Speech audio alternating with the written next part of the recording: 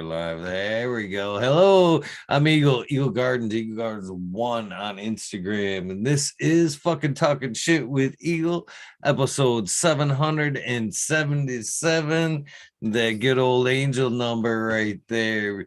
Should be a good episode tonight. Got an amazing guest for us tonight. CannaHappiness. How you doing, my friend? You want to tell us how you're doing and where they can find you? Thank you so much, bro. I'm doing very good, thank you. And find me.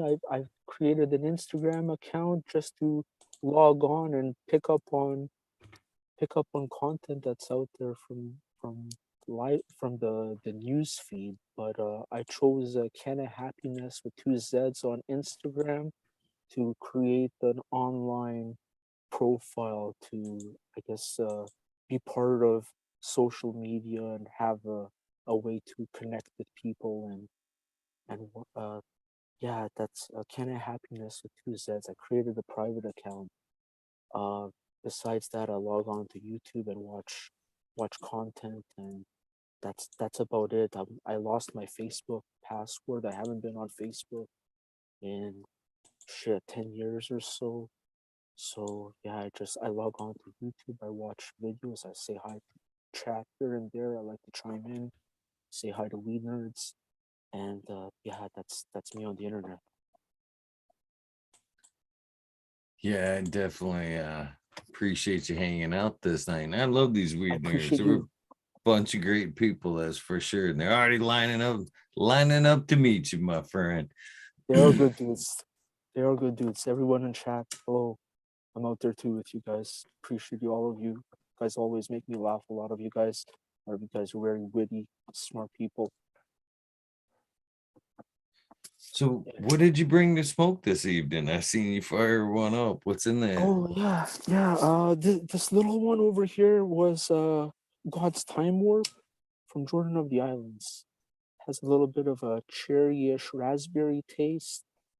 I also got some Durban Friesland and a couple of joints of Hindu Kush hash plant from Lucky 13, Lucky 13 Seeds in BC, along with also from Lucky 13 some Skunk OG, and I mixed that a little bit with some sour diesel white Russian here and there in a couple of joints, just by mistake. It just happened like that. It kind of looked similar. They drive together, so yeah, some joints are a little bit of a salad of all those things. Yeah, the first one I got is God's Time Warp. This next one over here, Skunk OG. Nice, nice. I agree with Yeah, Hillbilly. That Durban Friesland sounds amazing. Is there any of that Friesland's known for the pine, right? Is it? it has an interesting tang to it, and myself personally, I'm not extensively with my palate experienced with like tasting a variety of Durban hybrids or Durban by itself. So when I smoke it, I get like a tanginess, like a not a citrus, uh, like like a little bit pungent, pining. Uh, you know what? I don't want to. I, I guess it's there if it's, myself, my palate. I pick up on very, very subtly, like a lot of things kind of just blend in for me. Um, yeah, I don't know what to say. It's a little bit pungent, and it's all right. It's all right daytime smoke. Yeah. So when you say daytime smoke, does it give you energy or is it just allows you to have more functionability? Would you say? I believe it so it doesn't burn me out. It it gives me a pleasant feeling in the back of my mind when I'm listening to music and I'm doing my chores, and at the same time there's an inner sense of peace that I don't acquire with it. So I don't know what to say about that. It's okay for me when I'm doing my chores. I don't really get the pasties with it. I don't really get hungry, and it doesn't burn me out. It's more or less in my head. Um, yeah, it's all right. I don't want to lie to you and say it's great smoke, and I don't want to say it's not. But it's it's something that I'm I, I'm glad that I experienced, and I'm gonna look for other Durban varieties to see if maybe Durban's working for me, or if a mix of Durban and something else is gonna feel nicer on my palate. But yeah, the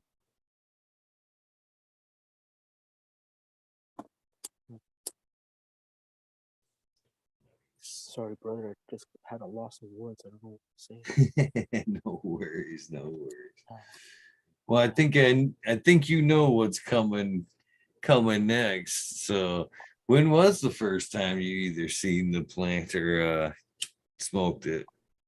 you know what?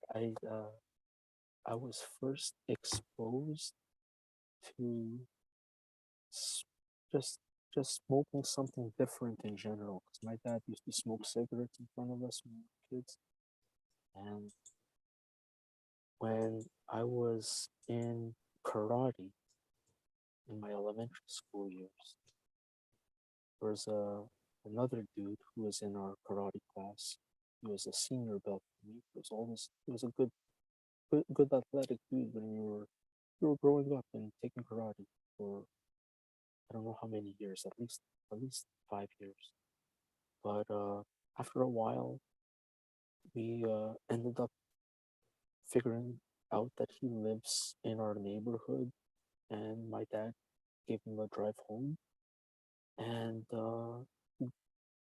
he lived pretty close to me, and he'd get a ride home from karate a few times, and there was one point where I think maybe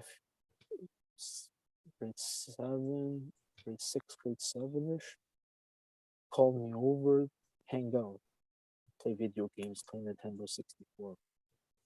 And I went over, we hung out, played video games, and he at one point was, he smoked his bowl, and he was asking me if I was all right with what he was gonna do, and I was just like, oh, this guy's, he smokes something, well, whatever, that's his choice. And I didn't think anything of it. I didn't, it didn't click in for me that it was cannabis, or I didn't have any self-talk saying to myself that this guy's smoking cannabis, or this is weed, or this is what's going on in front of me. It was more like, to each their own. This is the choice that he makes. We're playing video games. He's gonna smoke. He's asking me if I smoke, or if it's okay if he smokes. I'm okay if he smokes. Do I smoke? No, I don't. I'll wait for you to finish. He smoked his bowl. He, coughed, and it didn't appeal to me. I didn't think anything of it. And it's even the style of smoking in a pipe. It never was my thing, and I didn't think anything of it. And I was in grade six or seven, and he moved away a few years later. I forget when, grade seven, grade eight, grade nine, but he moved.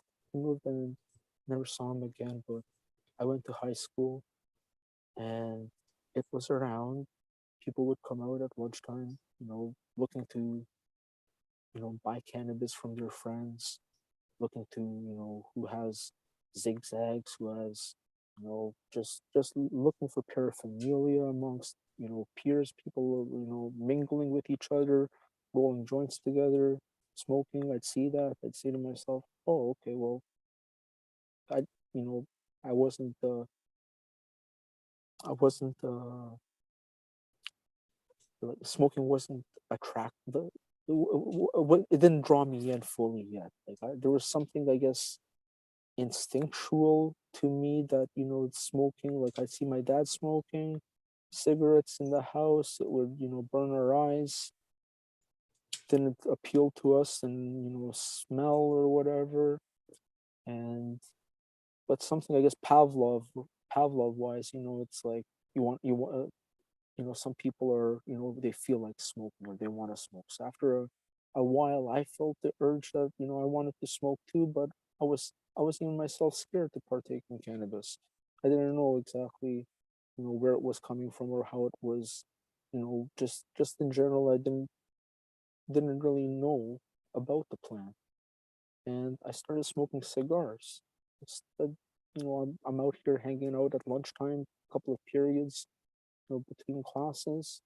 I have the urge to smoke, but I don't want to really, partake in. I didn't understand, dynamics of where people were getting it amongst each other and their friends or what they were doing. And there was a cigar shop beside my second part-time job that I acquired, and they sold cigars. I went in there. I bought a cigar here and there. I, sparked it up at lunchtime. Thing would burn forever. Didn't really appeal to me, but it was burning. It was, I guess the animation of the smoke just burning away. I guess it was somewhat soothing. And after a while, I said to myself, "Fuck it. I don't want to. I'm not even into cigars. I don't like this." And grade 9, grade 10, mingling with other people my age, having fun in geography class and shooting the shit with new friends, just led to the question, like, hey, can you get me some of this stuff? Is it clean? How much? Okay, I'm gonna see what it's all about. And I bought, I forget what, a half ounce, an ounce. I got into it, and it was a high school commodity. Gave us a reason to hang out amongst each other. You toss a piece in with your friends, you make a joint bigger, end up smoking it with each other. Just, I guess that there was a social aspect to it. And yeah, after I guess I guess scoring my first ounce or whatever I ended up buying, and just getting into it slowly by sharing it with people who were looking for it, I just ended up dabbling into it, and taking that joint that I was gonna prepare for somebody else and smoking it myself. Really, just dipping into just that that saying, getting high on your own supply. It was what I did. I bought it. I ended up sharing it with others. I ended up dipping into it and smoking my first joint and smoking my second joint and smoking my third joint, and going to class feeling a little bit different and chewing a whole package of gum and wondering to myself, why did I do that? And telling myself, wow, I don't understand this feeling in my head at this moment. And then, a couple of periods of class go by, and next day comes around and you're looking forward to rolling up your next joint for the next day, or mingling with your friends again and hanging out at the park and tossing your piece into the paper with your friend and his piece, and making a bigger joint and hanging out and smoking it. So it was in high school. It was in high school that I got into smoking it, around grade 9 turning into grade 10, grade 10-ish, really, starting to smoke more consistently. And by grade 11, grade 12, I was just regular. I missed 2 days smoking a joint since then, for two different root canals in my life, and I haven't stopped since. It's 37 now. Yeah, I feel lot of deja vu reminiscing when I thought about that we're gonna have this conversation, and it would, lead to me thinking about, when it all started. And I almost forgot about my buddy from karate. It was such a long time ago. I said to myself, "Oh, that's the first time that I was exposed to it. The guy smoked in front of me. I didn't think anything of it. Whatever he's smoking, whatever he chose to put in his pipe, whatever, I never thought it's tobacco or it's, cannabis or it's drugs in general or whatever. I never even said that to myself. And now that I look back, I'm like, that's, we called him Poof. We were like, oh, Poof, Poof was, smoking weed when he was in grade 8, grade 9. That's how he was. And yeah, next grade 9, grade 10, I get into it, and yeah, it's been once I started smoking and just in just partaking in it, I was enjoying it. I was just feeling like it would be something that I'd be doing for a long time. And I've heard other guys out there say it, and they say their similar story, but they fall in love with the plant, or they fall in love with the experience, or just even me just going out to the park and smoking my joint and just enjoying it and saying to myself, shit, it's getting close to the end. It's like it's kind of like that sad feeling, like, oh, your joint's almost done. And yeah, I enjoyed. I've always enjoyed it, and yeah, it's it's a it's a big part of my life. I think back now, my parents. Well, my dad was more old fashioned about things. My dad was strict, and my parents Croatian, and just that old fashioned European mentality. So I empathize with them because I understand from their perspective when they came to this country, Canada, in the 1971, 72. Their perspective of, I guess, life in society and what drugs are was what they brought their from their homeland. And I can imagine that there was a lot of I guess along the uh, Turkey or Greece or Albania or wherever those parts of the Balkans where heroin is making its way from one place in the world to another, or whatever's going on. Their perspective of uh, of I guess just drugs in general was that extreme, and people out there who were involved in those situations, even from their culture, maybe some people who are nomadic, traveling wise. A lot of different things are happening out there to the extreme, and people have to be just careful in society amongst each other. And their perspective, I can imagine, was everything collectively, cannabis or heroin or everything, under the same umbrella was that collective, that that drugs. So my parents, my mom, she doesn't partake. Well, my mom, when I was growing up, was a cigarette smoker. Just during her time when she had her coffee in the morning, and my dad too, also a cigarette smoker, and drank beer. But myself, I just saw the effects of that, or even tasting beer when I was a kid from his bottle that he'd leave around or whatever. Just not appealing to me. So yeah, sorry, I lost my train of thought. Do you remember what kind of cannabis you were smoking, or what kind of cultivars you were smoking at that point? Yeah, okay, so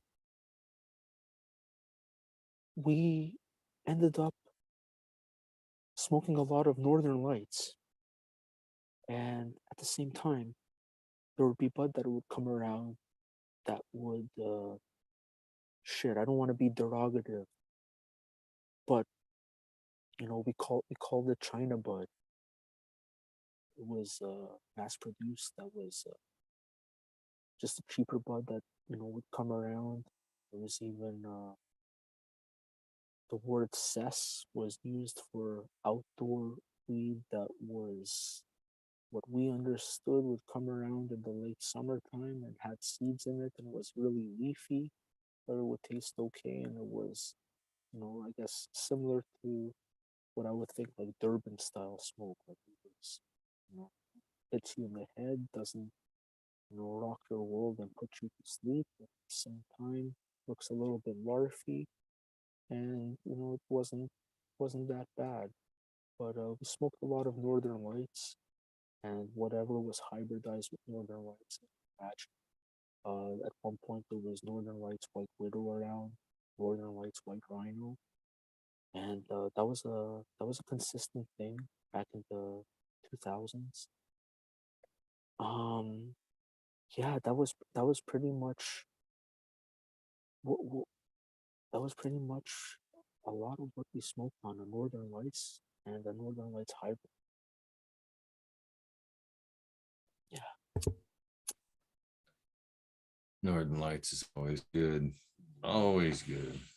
awesome smoke, awesome medicine. Now that I look back and think about it, it was it was something that you could smoke a little joint and start your day and feel good, and feel a sense of I guess good doing your chores, or pleasant smoke that hits you in the head and make you feel good about going to do your work. At the same time, you can continuously consume it throughout the day and eat your meals and metabolize, and next thing you know, at the end of the day, Northern Lights is not no longer that that smoke that gives you that energy to go to work, but it's putting you to sleep. So I found it very, very I was going to use the word versatile, but it was very good medicine across the board when I think about it. When we were young, just smoking it and not thinking about it even as medicine.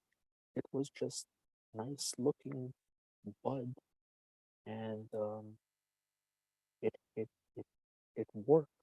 It hit us in the head and put you to sleep if you overconsumed it, and make you make you hungry and enjoy your meal after you know I guess partook in enjoying it and metabolizing your food. And that was Northern Lights was Northern Lights was nice to see around. Nice to see. Would you consider yourself a medical user or a recreational user? You know what? It started out recreationally, and I think about how it progressed. It's been something that even for myself in my early elementary years, I remember not being able to go to sleep, just being what's the word? Just not being able to sleep, just having a lot of energy and just going to bed with my mind racing and waiting for myself to fall asleep and telling myself, oh, maybe I'm gonna fall asleep soon, or just falling asleep as a kid and being waken up to go to school and feeling like a grumpy kid, like you only got an hour or two of sleep. And it's meanwhile that's exactly how it felt as a kid. You didn't really feel I didn't really feel like I got a good night's sleep. And not thinking about the effects of cannabis, or not even understanding that that was a cause and effect that was related to cannabis. After a while, as I got into high school and started smoking with my friends and hanging out, getting tired was more of an occurrence, and I'd say to myself, oh, it's because of the cannabis. The cannabis is getting me tired, or the cannabis is making me feel like when I'm doing this repetitive chore that it's not bothering me in the back of my mind, like I'm feeling restless. So gradually noticing the benefits of cannabis really was very subtle, and it was for me centered around, I guess, my appetite and enjoyment of food and getting to fall asleep. Nowadays, I feel like cannabis gives me, well, some cannabis uh, gives me a sense of patience that I feel in general, but cannabis reinforces, I guess, my my inner self-talk to be more positive and I guess beneficial medically. Sorry, I just had a little distraction with what's going on out here, but no, I'm just wanted you to know in case if you could hear this noise that's going on just next to me. Um, I I don't consider myself a medical user to the extent that I notice that some people out there who are, resorting to cannabis as part of their regime to that extent. And I guess for for that I'm grateful because I noticed that there's a lot of people out there where cannabis is a vital part of their feeling good and being healthy. And I noticed the health benefits somewhat, but I myself personally didn't consider myself a medical user like I it was the solution to an issue that was persisting with. So yeah, I've always, I guess, considered myself. I never even really put any thought into it, but now that the question comes up, I've always been a more of a recreational user, and recreational wise is me trying to enjoy the plant because it gives me a sense of inner peace. And I guess that's a medical benefit in itself, just feeling good and just feeling a sense of equilibrium and normalness. And but it never occurred to me in a solid thought that I said to myself, this is a, part of my my my regime for my health, my wellness. And so yeah, I guess I've always been a recreational user. Hung out with my friends. It was gave me an incentive to, go out and, be with them, or gave me something in my pocket when we were, going to out to party as a commodity to share with other people, or just to, just to be in the scene, just to have something in, your pocket when you go to a club with your friends and get together with people and have something to bring out and share with others. So yeah, I've always been a recreational. No harm in that. No harm, no foul. 100%. My relationship with cannabis is ever changing, ever changing.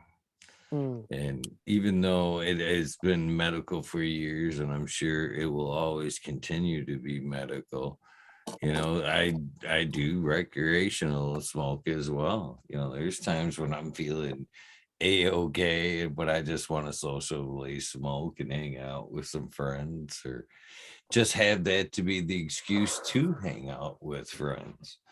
Yeah, So yeah, like an excuse. Yeah, I did that. That's that's a honest word to use about it. It was an excuse for me to hang out with people, to get to get out, to have something to bring to the table. When people are, get together and somebody brings a six pack to the party. You brought your cannabis and you're willing to share, like they're willing to share their beer or whatever, and you brought something of value, I guess, to the table. Is, I guess, such a, I guess, brutish way to say it, but yeah, it was an excuse to socialize, and a way to get out and have something, I guess, going on. going on socially with others in that setting. Yeah, 100%. You know, and that was especially way back when you could actually uh get something that was better than the norm.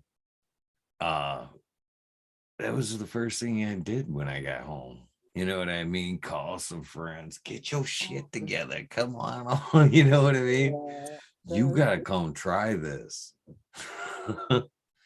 for us in high school, there was always a few people that their house was a little bit more free, like their parents were out or their parents were more cool with them, and you end up in those settings like get invited to the household and you're hanging out in the living room and you guys are watching TV and so and so's mom is okay with you guys rolling a joint and you end up hanging out more consistently or just I guess that's that was the outside the street people just using each other and hanging out as kids and it was more innocent but at the same time in hindsight that was just us getting out there really you just hanging out at somebody's place that they were willing to open up their doors and say yeah my backyard's a safe place to smoke and next thing 20 guys are back there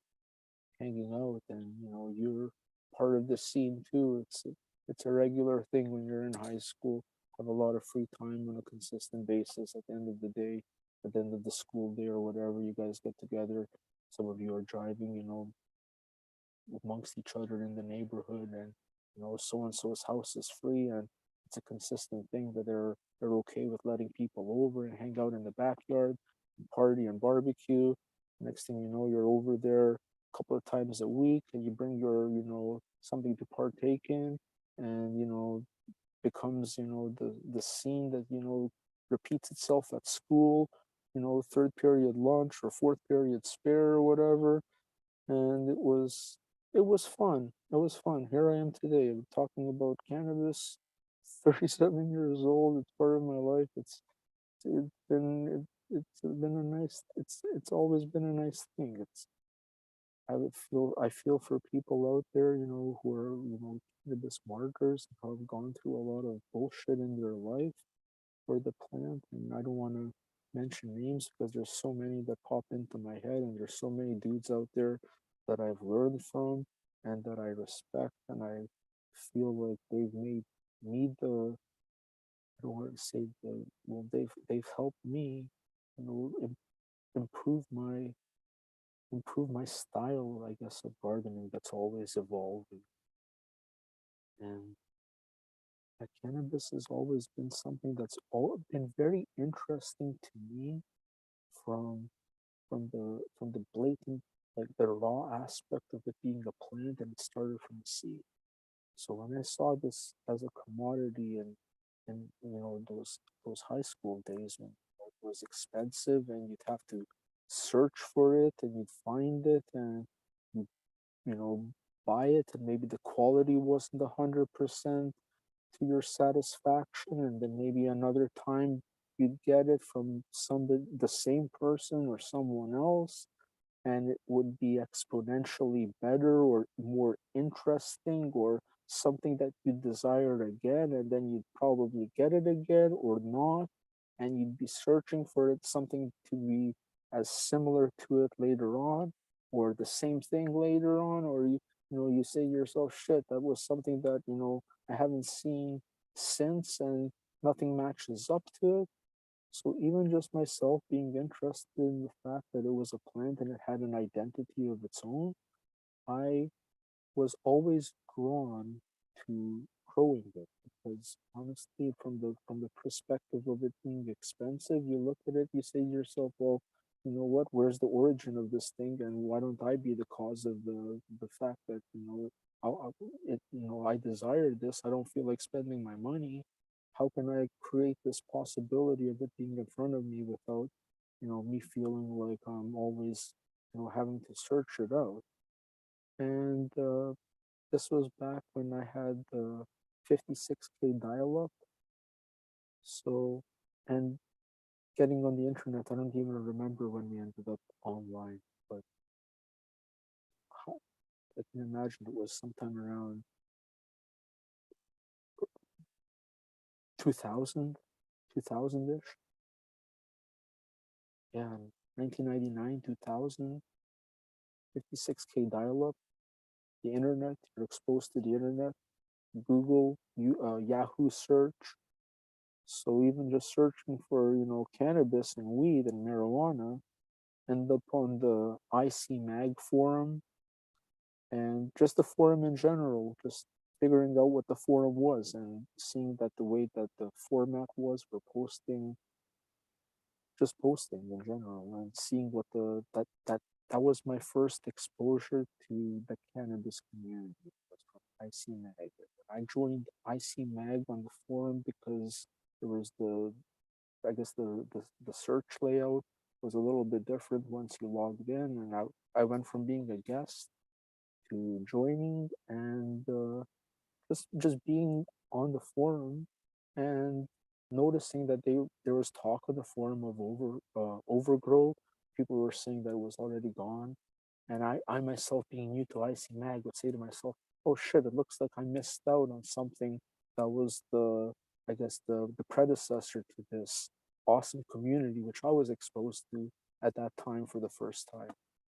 And yeah, IC Mag was an awesome resource that really got me into growing because I spent hours every day on the forum, just going through different threads and picking up on some threads were, I guess, credible. A lot of, I guess stars or whatever people put. I guess they click their like how people would on YouTube with like or not like or fuck up the algorithm or whatever. Back then on the forum, it was you wrote something credible and somebody noticed it and they click you whatever on the bottom to say, hey, this person helped me out. Just like even myself, I'd read something, I say, holy fuck, this guy really told me something that was interesting. And at the bottom, it's like, yeah, I like that. Thank you, buddy. Thanks for, informing me and everyone else about, what you're searching for. You have like these burning questions in your head and you're like, fuck, I'm going to go type in the search and figure out the answer to my question. You go on to you find the thread that you're looking for, you know people chime in, you pick up on the fact that these people are very credible people, and just I guess using your personal judgment, everyone different but whatever, I pick up on good information and say to myself, shit, there are some really smart dudes out there who are doing this and they're much so when I joined IC Mag, I was in just pretty much grade 9, grade 10, and fuck, people already doing, in the cannabis community, you know, holy shit, what I'd see on IC Mag would really blow me away and put me into a state of mind where I'd say, I want to search more, and the variety of sub forums like grow room design and equipment and strains and breeding and smoke reports and what have you. A lot of different stuff that I just, you know, go deep into. And after a while of doing that, I, really had that desire to find as much cannabis info in the world as I could. So other forums I'd end up on. And around this time, I was I was keen on getting into growing. I wasn't growing yet, but I noticed from the IC Mag, there was a sub forum, which was a DIY section. And shit, I believe it's still there. So if anybody's tuning into this now, IC Mag, the, the DIY section, holy shit, so many different topics that people were so keen on sharing with the world. Like people, like how good dudes like you go on YouTube, and a lot of people out there have something a valuable piece of information that they share with the world, and it's an awesome thing. Then you tell yourself, I want to tune into this guy more. This is a smart person. There's more to learn from this dude. And just like YouTube, going on those forums, you'd say to yourself, like Clackamas Crude and Mr. Toad.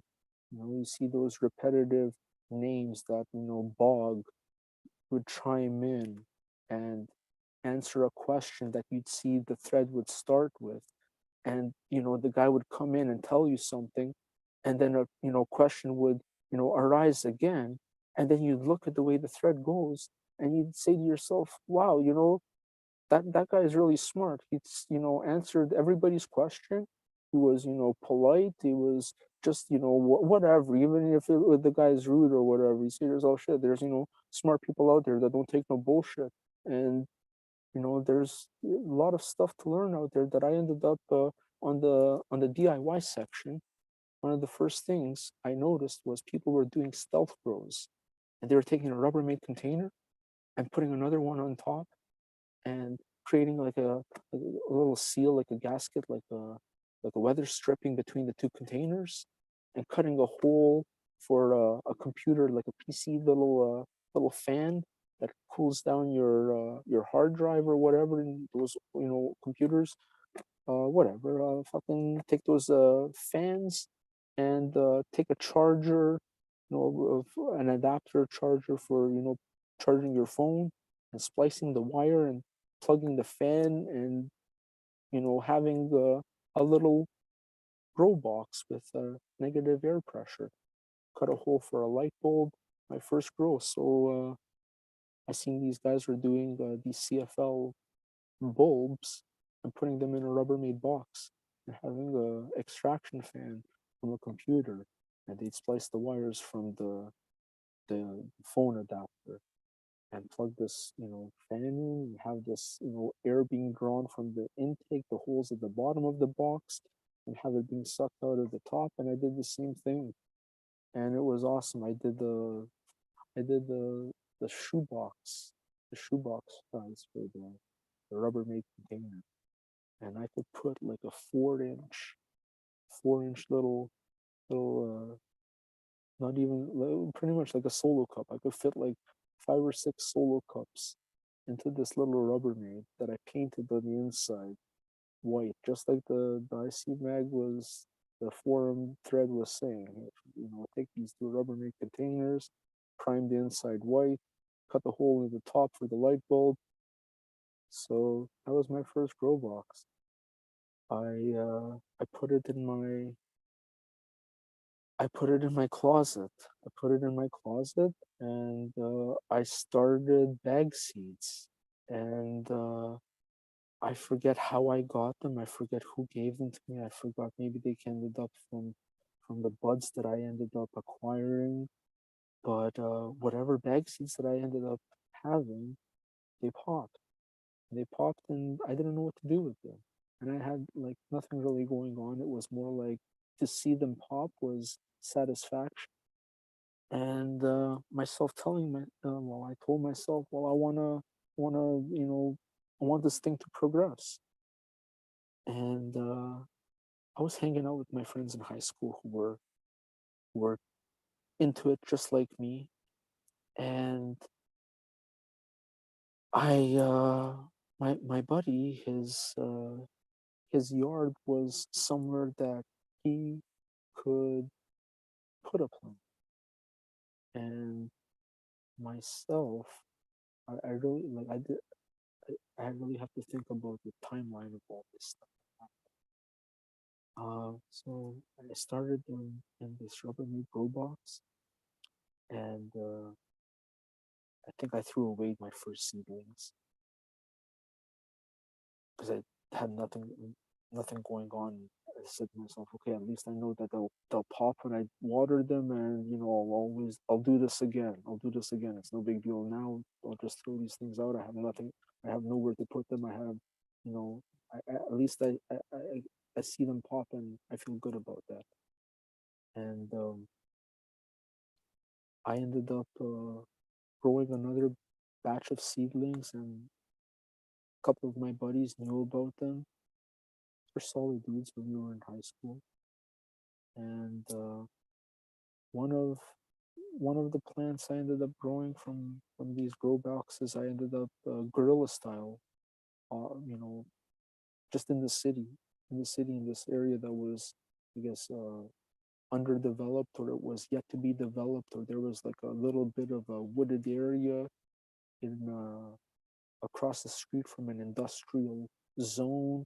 So it was like, oh well, we were always as kids looking where we could stick a plant, like just in the city, saying to ourselves, hey, that's a good place to be able to put a plant and go check on it and maybe be able to see something out of it.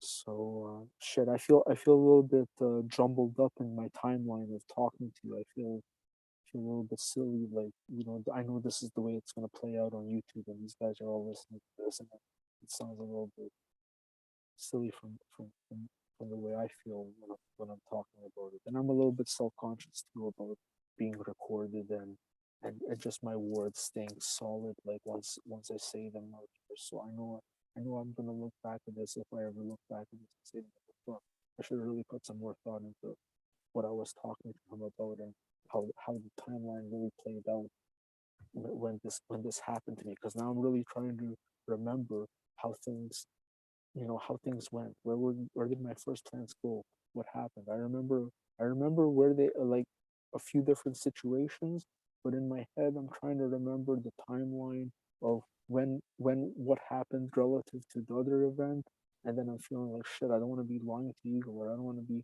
fucking up this explaining of this story. Um, I ended up drawing some of them in the CFL, in the Rubbermaid box, and them getting big at one point. So I did like I guess my second batch of seeds that I ended up popping, I was more courageous. I wanted to get them bigger, and I I got into I got into topping plants right away because I didn't have much space to grow inside the Rubbermaid box. So I knew the shorter I could keep them, the better. So as soon as I saw 2 or 3 nodes, I remember taking the top off, and the secondary branches would slowly kick out. And that was me just trying to keep them as short as possible so I can keep them in the box as long as possible, because I had nowhere else to really put them. And fuck, so I, when I had the CFO box kicking, I think maybe the second or third time around, I said to myself, I don't want to fuck this shit up anymore. I don't want to keep on throwing out these seedlings. I know that there's so much more that I could see out of this, and I feel like I'm just wasting my time. So I said, okay, well, I got to get myself a light, because once they're too big for this little box, I got to pull them out, and I got to have something going on above them. So I asked my buddy to take me to a grocery store that was out of town, and he was cool. He took me, and I bought my first CFL like 125 watts, like the little coil bulbs. But how big were they? They were like 12, 14 inch. Yeah, yeah. I'm putting my hands out like this. They were 12, 14 inches across or so. Whatever. Uh, my buddy took me to a grocery store that was an hour away, because back then there was a grocery store in our town, but basically it had a good reputation of, if you go there, you're gonna get nailed. You're gonna get, this was during prohibition time, so it was like, if you go to that grocery store, the police are gonna see you, and you're gonna have to go home from there, unless you want to do like, take a scenic route around the city to, really feel like like, basically it was down the street, and if you really wanted to go to it, you're taking a big risk walking through the door, because you're telling yourself that front door is always being watched. And back in the day, it did get raided a few times, or there was stuff going on that we said to ourselves, fuck, you really want to get nailed? You go to that grow store because that's, for sure what's going to happen. So the next closest one was about an hour-ish away. I said, okay, well, that's what we got to do. So I went with my buddy and I went on the website first and I looked at what was going on. I said, fuck, I'm gonna go, make my first purchase from the grocery store. For my first little piece of equipment, what do I need? I need a light, and I was telling myself smell. So I wanted to get like a little carbon scrubber, which I did. It was basically a computer fan that sat on top of a little box of charcoal, which we could DIY it ourselves. But me being a rookie back then, I said to myself, "Oh fuck, this is something that I need."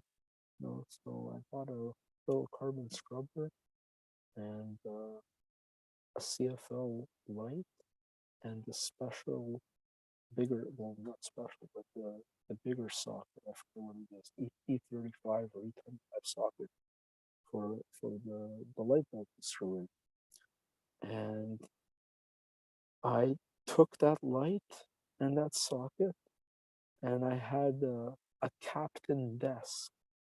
So when I was a kid, I had a captain desk. It was three drawers that were stacked up on one side, and basically did my homework at. And told myself, well, fuck, where am I going to put this light bulb? And I pulled the drawer out of the middle drawer out of the desk. And I said to myself, well, I could hang this socket up here and inside my desk, basically. And I can grow in the bottom drawer. I put my plant in the bottom drawer. I pull out the middle drawer so I have, access to it. And the top drawer, I forget what I did, but I remember I rigged it in a way that I had this 125-watt CFL hanging with like zip ties inside the three drawers of a captain desk. That's where I told myself, okay, that's the next stage. And these seedlings are too big for this little Rubbermaid container. I'm going to put them under the CFL in my little captain desk. And I got them up to like, what was it, 6 or 8 inch round pot. I could fit like 2 or 3 of them inside this captain desk and basically veg out a seedling to not even 12 inches tall. So I was getting these 3, 4 seedlings to about 12 inches tall and telling myself, okay, we're going to go out into the world, and ending up with my, buddies, sticking them in an industrialish area or the forest that we, had access to, what we thought was okay. And we had success. 2, 2, 2 years, not all the years we did it. Out of 3, 4, shit, this is high school, thinking about grade 10ish, and then grade 12 and 13 that we didn't even have grade 13 around, but we stuck around for a week. But anyways, yeah, it was taking info from ICA, the DIY section, and just half-assing it, trying to make things happen, telling myself I want to get this little plant kicking. I don't want my parents to know about it. Once it gets to a certain size, I don't know where to put it. Maybe if I'm generous with it, then I, give it to my friends and give it to other people, and make this a team effort. Something can happen out of it. We did, get a little bit of a harvest. It was a Cinderella 99 or it's one of the seeds that I ended up buying. So rather on the getting a little bit backtracking, being on the forum, one of the things to search for was like, fuck, where do I get seeds for myself? I ended up with seeds like bag seeds. I was like, where do I buy seeds? And going on the sub forums for Canada and what have you, end up asking that question and seeing that there are the answers out there that, hey, go check out these guys, go check out those guys. For us, it was Jordan of the Islands, one of the first to notice. and just telling ourselves, okay, that's where we gotta go, buy seeds from. And I did buy I started buying seeds once I found out where to, and when I had those seeds, I popped them, and I always try to get them out guerrilla style or share them with my friends, and just basically have fun with it. And there was times that the plants were gone, and there was times that the plants were just didn't yield anything, and there was times that the plant gave us half ounce ish.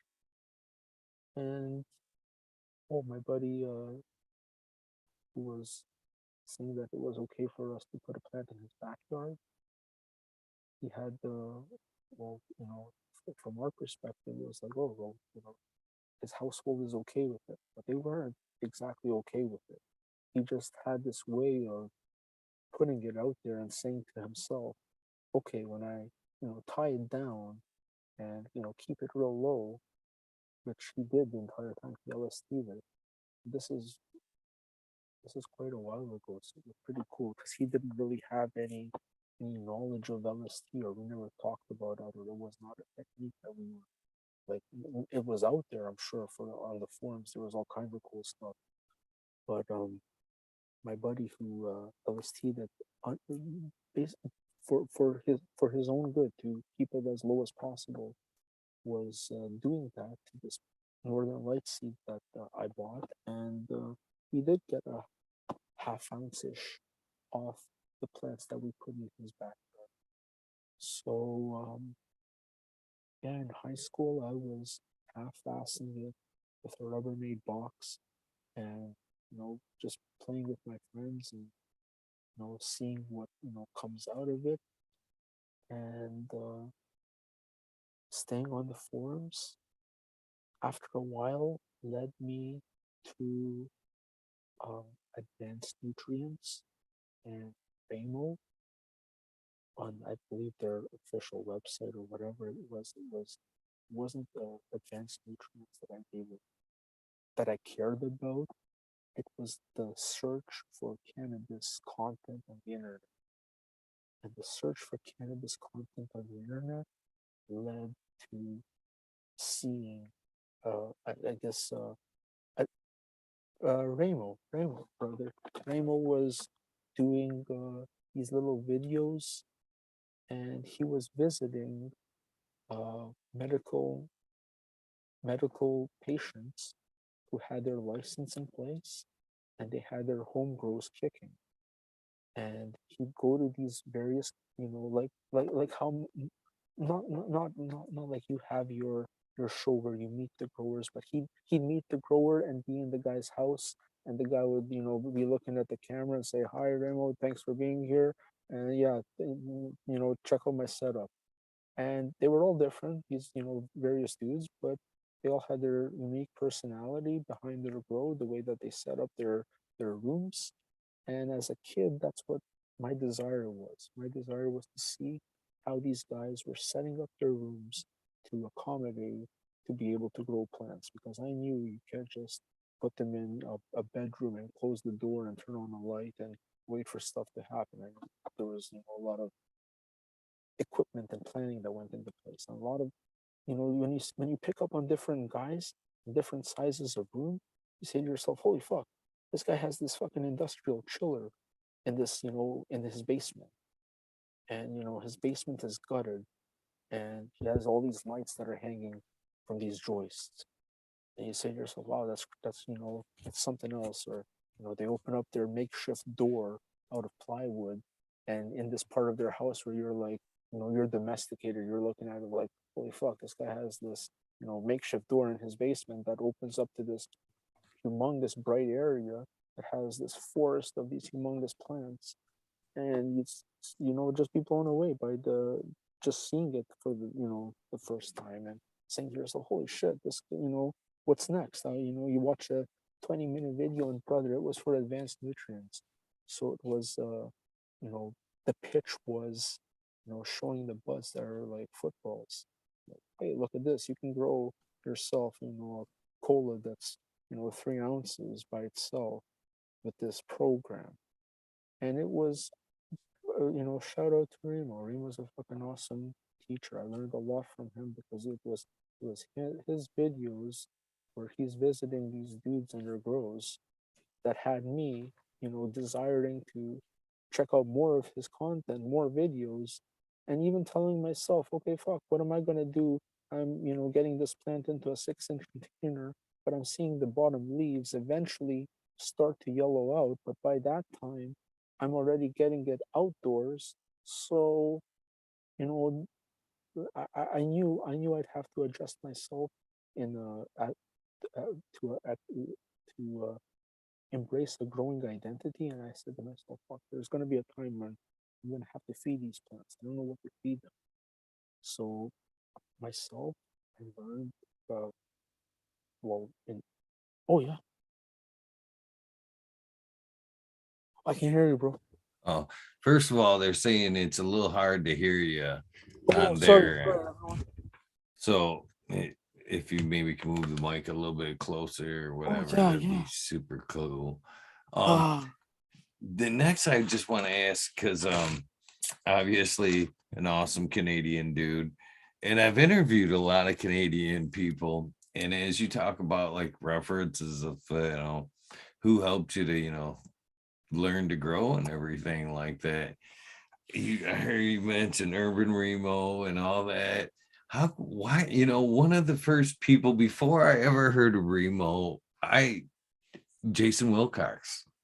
oh I yeah. never ever hear anybody reference Jason Wilcox, Cannabis in Canada. That was Love, one of the first people I ever seen given out, and he was an awesome source of love Jason. info. Rest in peace.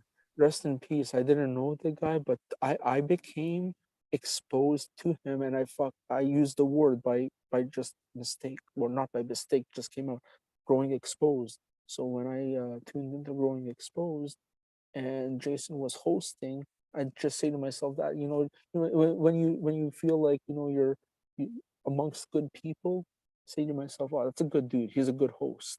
I like his style. I like the way he's presenting himself and the video, which is informative and that type of style of video."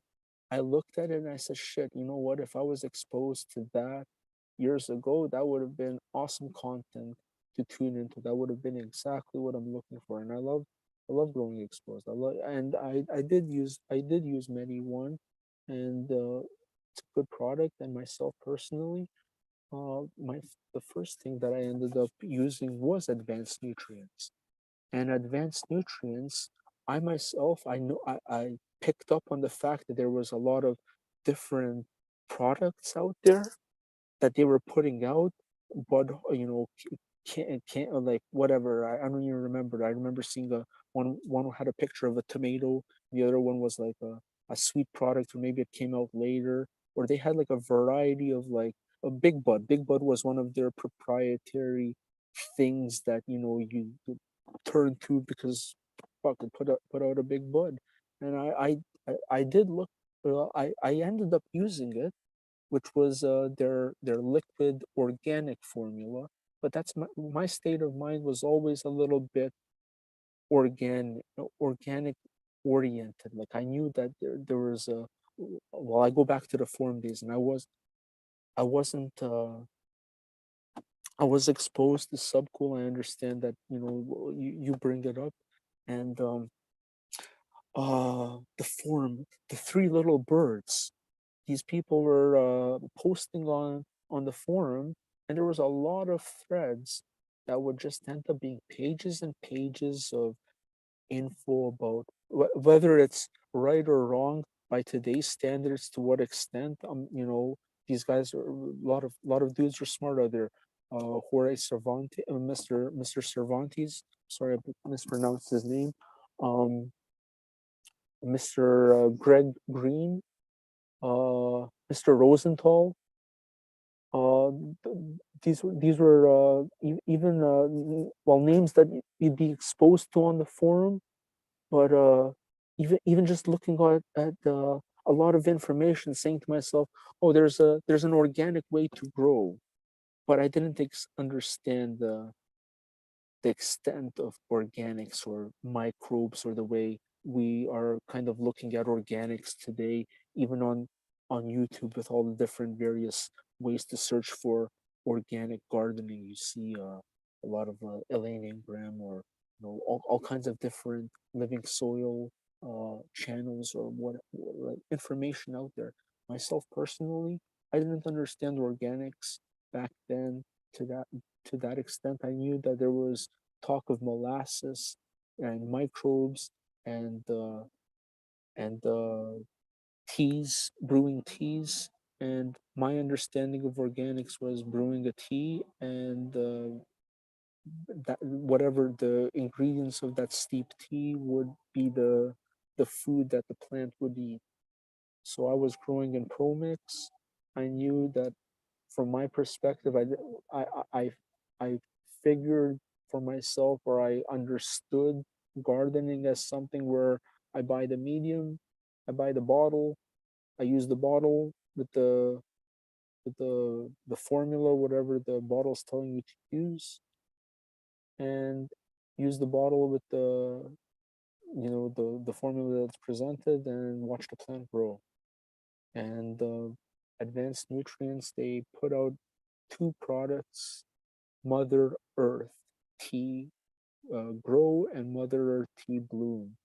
And from my perspective, I understood less is more, and I told myself, well, with those two bottles, I can pretty much get into gardening.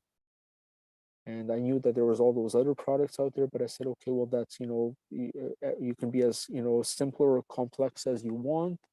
And I didn't have the well, I knew I didn't know, but I thought to myself, Big Bud was a product to have, and that with the grow and bloom tea was what I told myself that I could get away with producing cannabis for myself. And I did get away with it up to a certain point of having a 6 or 8 inch pot of Pro Mix with perlite, and feeding it a tea as soon as the lower leaves yellow, and having 4 nodes, and telling yourself, okay, I can see the lowest leaf starting to yellow. I'll give it its first little shot of tea, and then the little bit of nitrogen goes back into those leaves, and you say to yourself, okay, that's I did my job. That I fed that plant when it wanted it. Next thing you get 2 more nodes, and you grow your little plant. And for myself personally, it was getting up to 5 or 6 nodes, and saying to myself, fuck, I don't even have room to put this thing anywhere. I don't have any nothing going on, and sharing it with my friends. So me getting into the internet, and picking up on IC Mag, and going on IC Mag and searching for a source for seeds, and looking for various places to buy them, and being exposed to the DIY section, and telling myself I can build myself a grow box, and grow in it. I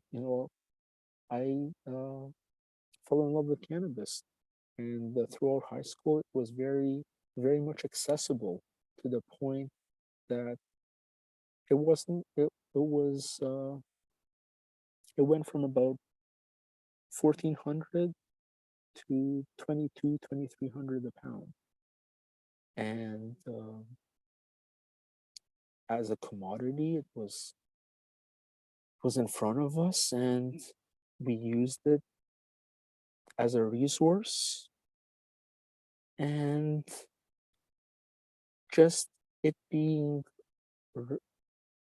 uh, available abundantly, we never really thought about going through the process of growing it when we didn't have a place to do it. You're living in your parents' household, you have access to it, or you find access to it through your social peer networking as a child, not a child, well, a high schooler. And yeah, it was just part of high school life, where I ended up going to college. No, well, I got accepted to university when I did apply for post-secondary school. I got accepted to college and university. I got the acceptance to university came last minute, right before the start of the school year, and the university is was the campus was closer to home than one of the colleges that I got accepted to. And myself being, young and not really having any real direction other than telling myself, oh well, that's what my parents want to see. Me go to school and see something progress out of that. That's what I'm gonna do. So I ended up going to the university that I got accepted to. I accepted the acceptance from college, but when the university said that I was in, I took that. So I ended up going to the University of Toronto and not having any real sense of direction. And so the university has two different campuses, and there's a shuttle bus that runs between them. And I would just being on the internet, and even in university, given your username and password, and you have access to the computers. And now you go from 56K dial up at home, or I forget when we got cable, but yeah, it was the internet's faster. So myself, while watching Remo, was more or less when I was in university and watching um uh, his videos. And what, what else? Oh, the university, one campus was had the shuttle bus between the other, and myself on the forums and searching for weed content and weed related resources led me to grow stores that were downtown. And I noticed that the downtown campus was within walking distance of one of the grow stores, and I used the university's shuttle bus to take me down there and take a walk to the grow store. And I bought my first 600-watt bulb and galaxy ballast and gold wing reflector, and I believe that was it. And I jumped back on the shuttle bus, and it took me back to my town, city, Mississauga. And I walked home with that fucking 600-watt ballast and bulb and gold wing reflector in a garbage bag with a duffel bag from the campus that I got dropped off at. Took an hour's walk home with this ballast and bulb. And yeah, that was a while ago. Uh, One of my buddies, he ended up the first amongst us in our high school group. He was the first to get a house, and his younger brother and their parents, whatever, ended up buying a house in the neighborhood for them. And then they were industrious, always renting out rooms to friends. And yeah, there was a big group of us that partied together in that house with him. And he he was cool. And one of the our buddies ended up growing in that house with, I guess in his room that he rented. And we vegged out plants in that room and tried to stick them wherever we could. And yeah, that was. I'm just trying to recall the chain of events, and there's so many little situations and little things to remember. But How long uh, did you run that advance? oh, you know what?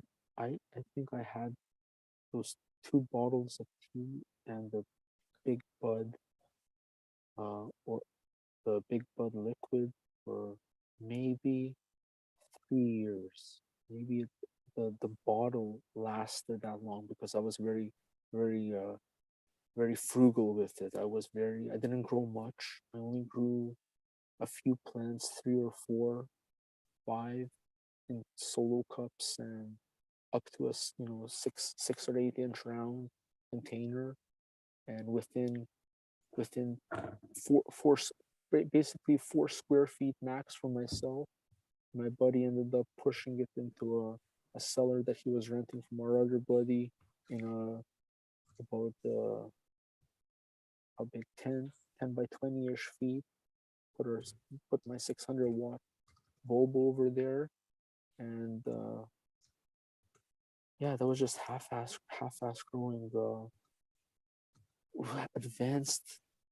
I I I don't I don't even remember what happened with that bottle. I think maybe a couple of years went by and it got crystallized or crusty on the inside, and myself not knowing what to do with it or not having any need for it at the moment, or even telling myself, okay, fuck, that's maybe a half-assed way to approach it, and I've got to refine my method when I figure out what I'm doing for myself.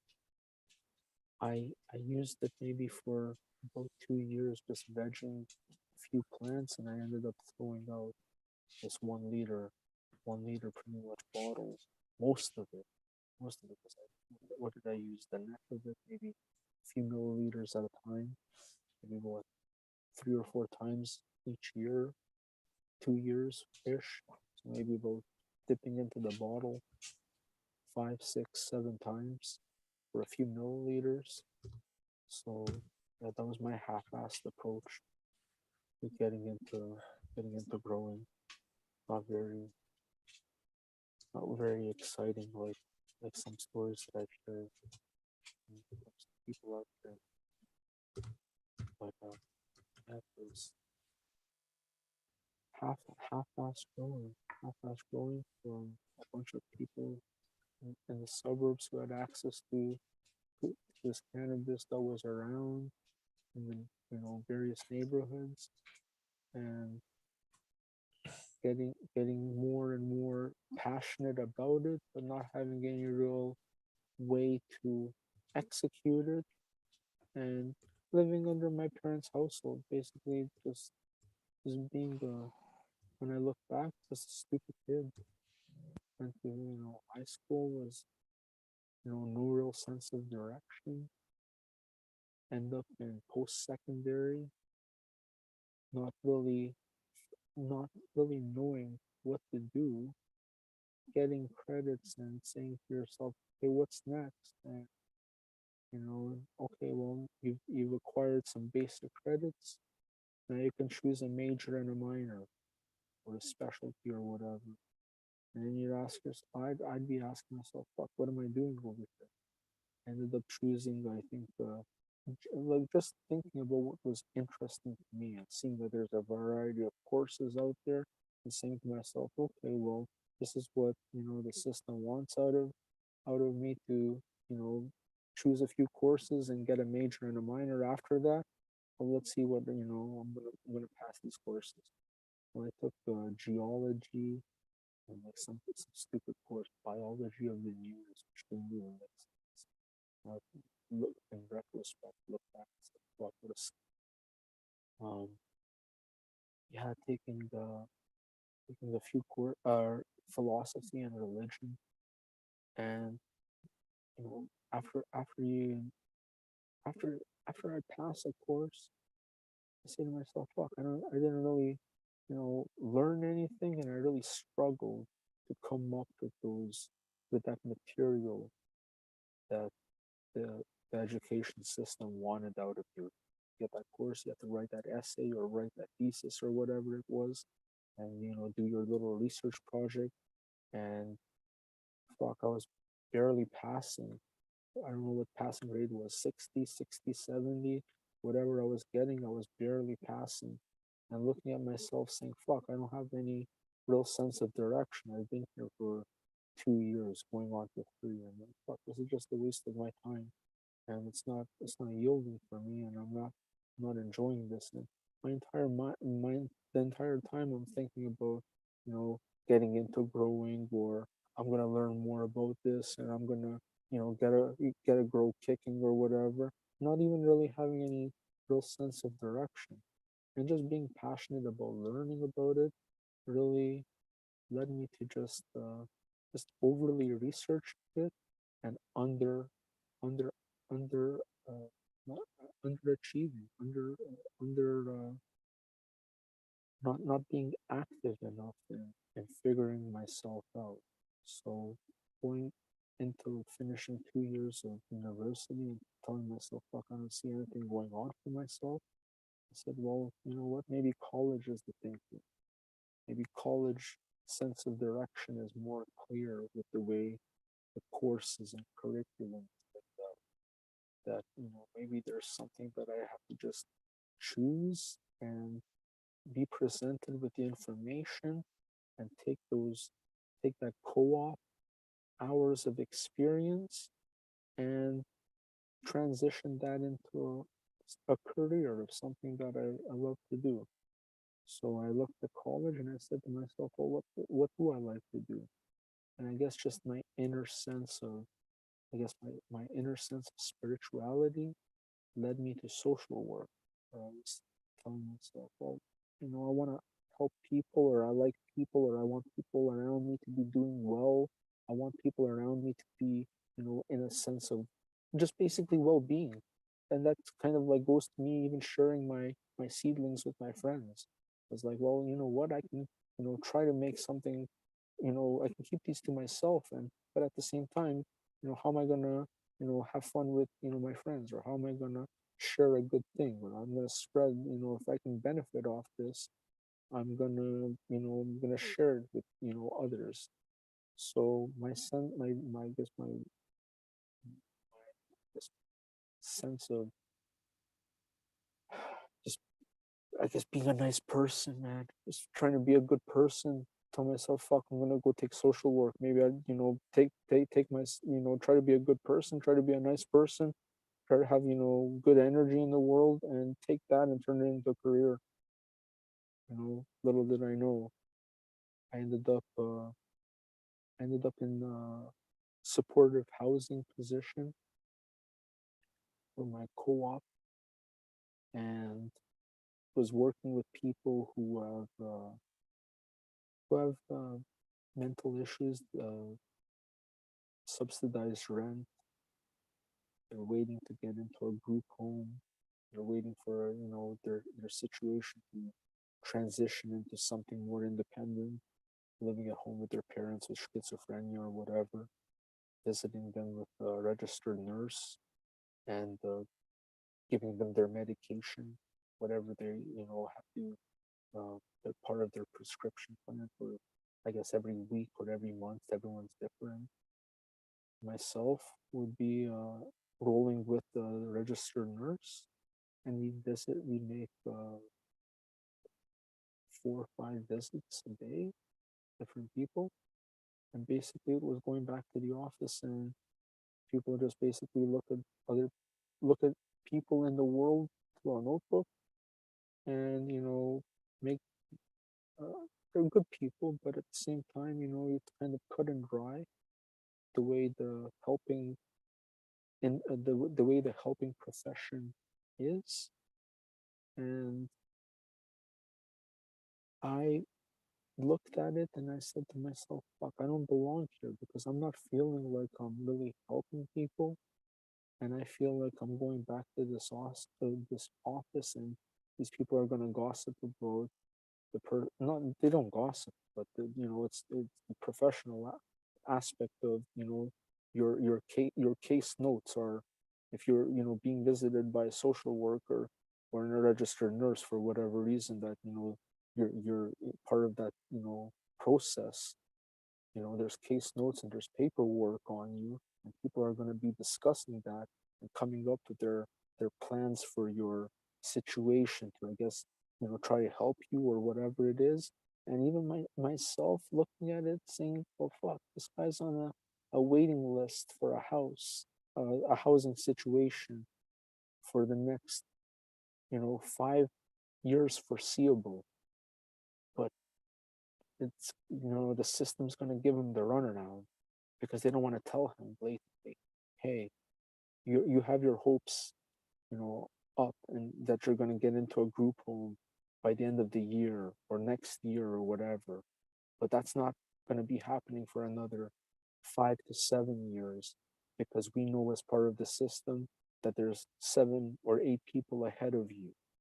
And then you can't, like myself personally, I can't look at, like, I couldn't look at myself at that age when I was participating in that environment from the co-op perspective.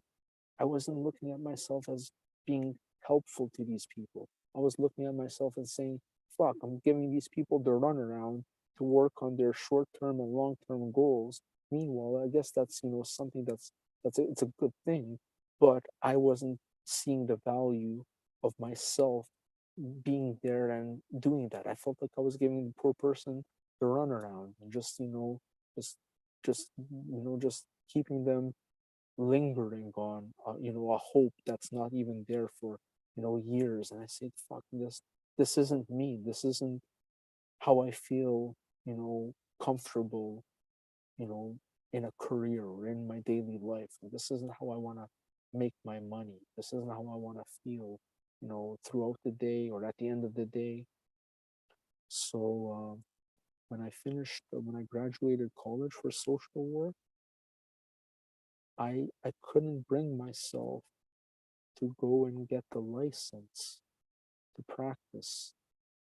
And I said, fuck, you know what? I just want to work with my hands. I just want to, touch things and be active and, just make money doing, just activities. That male sense of due diligence kicks in. You're like, fuck, I just want to work with my hands. I just want to touch things and, run around and do whatever. So I ended up just applying, telling myself my day, I guess basically my days after graduation, or looking at yourself and saying, "Fuck, what am I gonna do?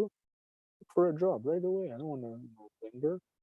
So I go online, end up looking, not even really putting any effort into it, but looking for a job on whatever it was. I don't know. It wasn't Indeed. It was whatever it was, Monster or whatever. Just apply, and I got this, I didn't I didn't think about it. It was an agency.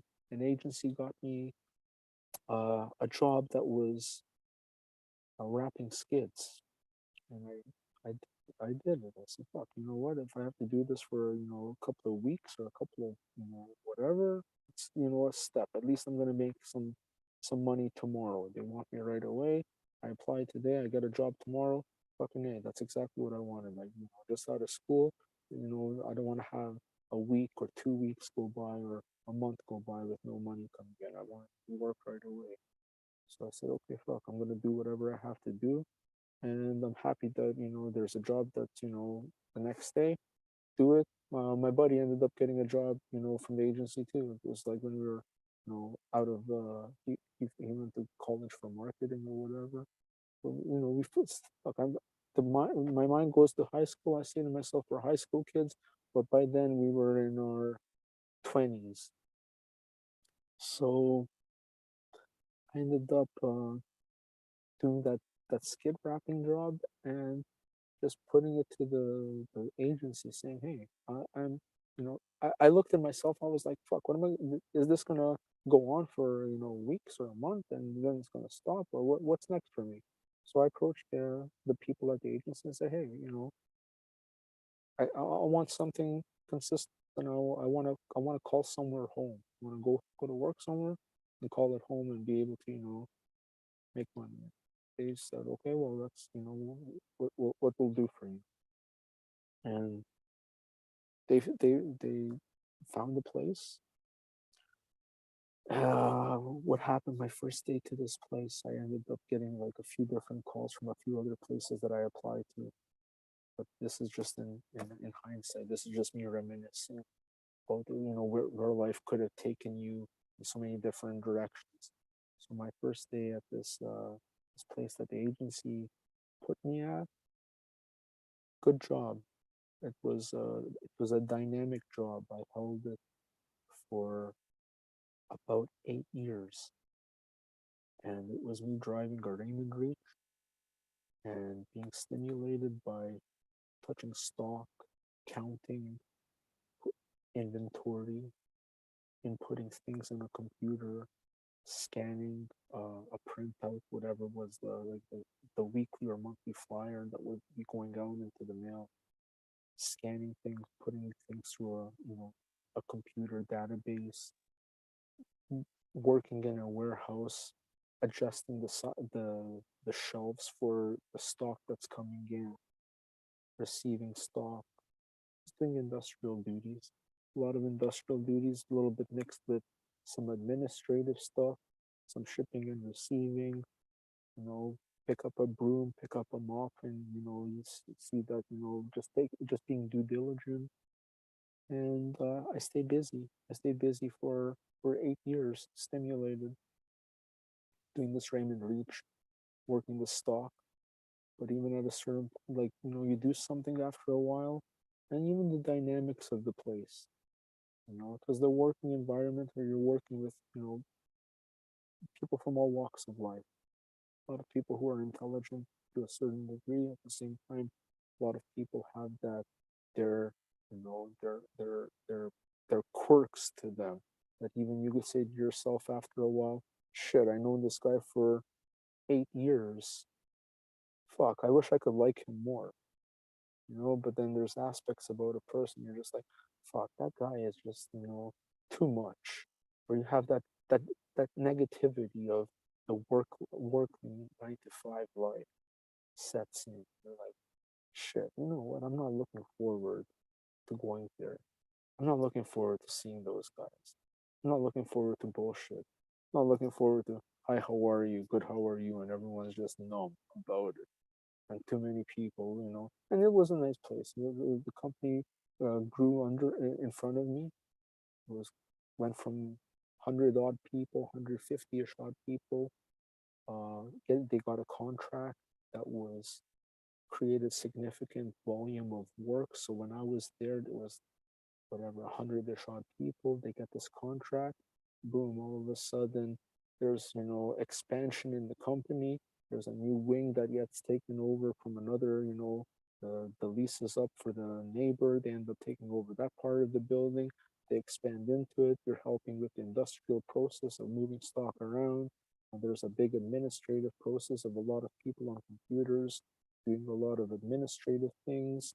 So you're keeping busy in an industrial aspect, and at the same time, you're, rubbing shoulders with people who are, more technical and theoretical side of things, and keeping, stimulated in that sense of, working with people socially, and, being a physical laborer and taking pride in your work and making decent money. But at the same time, after a while, in those environments, everything's protocol. People are protocol. Your relationships amongst people are protocol. You look at yourself after a while, you say, okay, you know what? I have a job that I'm not going to get fired from. At the same time, I feel myself, you know, feeling unstimulated, uninspired, unhappy. And then you're looking at yourself and you're like, shit, I'm only getting deeper and deeper in my life as I get older. And you think about establishing relationships or acquiring real estate or looking at your life and saying, well, now I have this, I have a full-time job. I've been here, well, whatever. If I just, keep my head down and continue doing work, I just, I have the paperwork in place to go and show, mortgage brokers and say, hey, look, this is my, my full-time job, can I get a mortgage? And basically that was the intent of even like all of us in high school. Was like we were all about that mortgage. Get a mortgage, get the papers, tell ourselves, okay, once the papers are there, we have somewhere that we can call our own. And if we have somewhere that we can call our own, we can go do whatever we want in it. So yeah, sorry, brother. I've been in the dark with you, and I feel so rude. But at the same time, I'm sitting in my car over here, so I can have my window open and I can burn this joint with you. Oh, no And worries, brother. yeah, man. Like I said Uh, earlier, I'm just glad to have a guest. oh, Cheers. buddy. Thank you. Buddy, I'm fucking such a horrible guest. The way I'm You talking, and I you've been a feel well reserved guest, or long reserved, I should say. Oh, I feel so silly. I feel so silly talking. I'm trying to remember these chains of events. I'm like, when did I listen to Remo? I was watching him on what 56K was choppy. I was watching a video in college, and then I'm like, fuck. I went to university before I went to college. This was in 2005, 2006 ish. Fuck, look where we are today, 2023.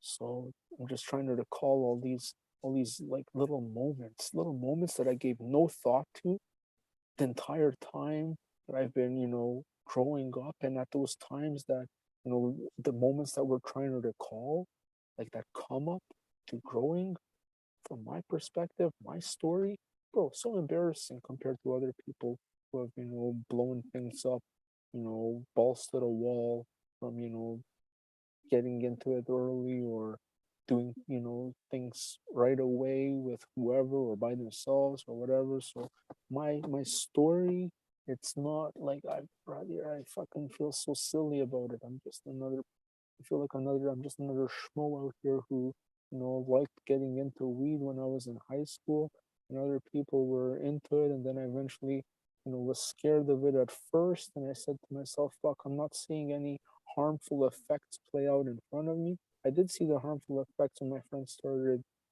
getting into alcohol, or maybe the night would progress and they'd have more drinks in them, and you see people the way they are at the beginning of the night, and then over, gradual time, you say to yourself, fuck, you know what, I'm not, myself personally, never a drinker, so I was always the more sober one in the room, and everyone always having a more fun time than me, and or maybe not, but at the same time, they're more in that zone where I feel like I'm on the outside looking in. I'm like, fuck, I don't even, feel 100% myself comfortable in these situations. And brother, even hanging out with, in high school, and friends, and at the park, or outside, or going to the club or the bar, or one of us, the guy who has the car is driving us, and we're the ones, who have some joint to smoke with the guy who drives us to the club, or we meet with, girls who are, out there, who are strangers or whatever, or give us some incentive to, have something going on when we, go back to a hotel and party or whatever, just end up, somewhere for the night that we could, smoke and just be without, parents on your case or whatever. So my story was just, I look back, I'm like, fuck, just bummish, not very intricate, not very progressive, to the point that, a lot of, maybe other situations out there have played out for other admirable people in the cannabis industry. And brother, I even look at the way your program has played out, and I'm like, I felt embarrassed. I felt embarrassed. Well, I looked forward to meeting you for a long time. I said to myself, there's a good dude out here. This is the cannabis community. After I got my Android phone, I said, okay, what's going on with, this device? Oh, YouTube, this is out here. Oh, there's a cannabis community where there's people who always want to, be cannabis centric, or they're talking about things live, or they're recording something for an hour and they're talking about something informative, and they do it every week. Or there's a panel of guys who are talking to each other, they're bouncing ideas off each other, and one of them comes up with a question that you have inside the back of your mind, or it comes up with a question that you say to yourself, fuck, I never thought of that. And that's so, cool and interesting, and, just ending up just wanting to be part of uh, the cannabis. Well, not wanting to be part of, being part of the cannabis community goes with anybody who is all about the plant, and doesn't have to just be one with the plant. But myself out here with yourself, I tuned in and I'm like, you know what, this is a nice person who talks to people in general, and a lot of people have a cannabis related identity that has to coincide with a business aspect to it.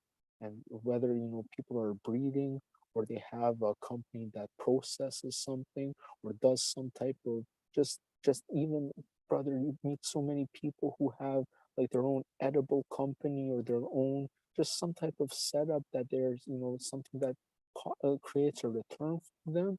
And I myself looked at that and I was like, fuck, you know what, I don't have really anything to bring to the world. Like, I'm not meeting with like it's awesome, like what your show has become, and how you mentioned, like 777, holy shit, but I and it's really cool, for those people who are gonna tune in, to you, not uh, like in the future, people who tune in for the first time and you're on episode 1000, and they look and they're like, holy fuck, this guy's out here, he's had 1,000 episodes, holy shit, he's talked to Mr. Mean Gene, holy shit, he's talked to Mr.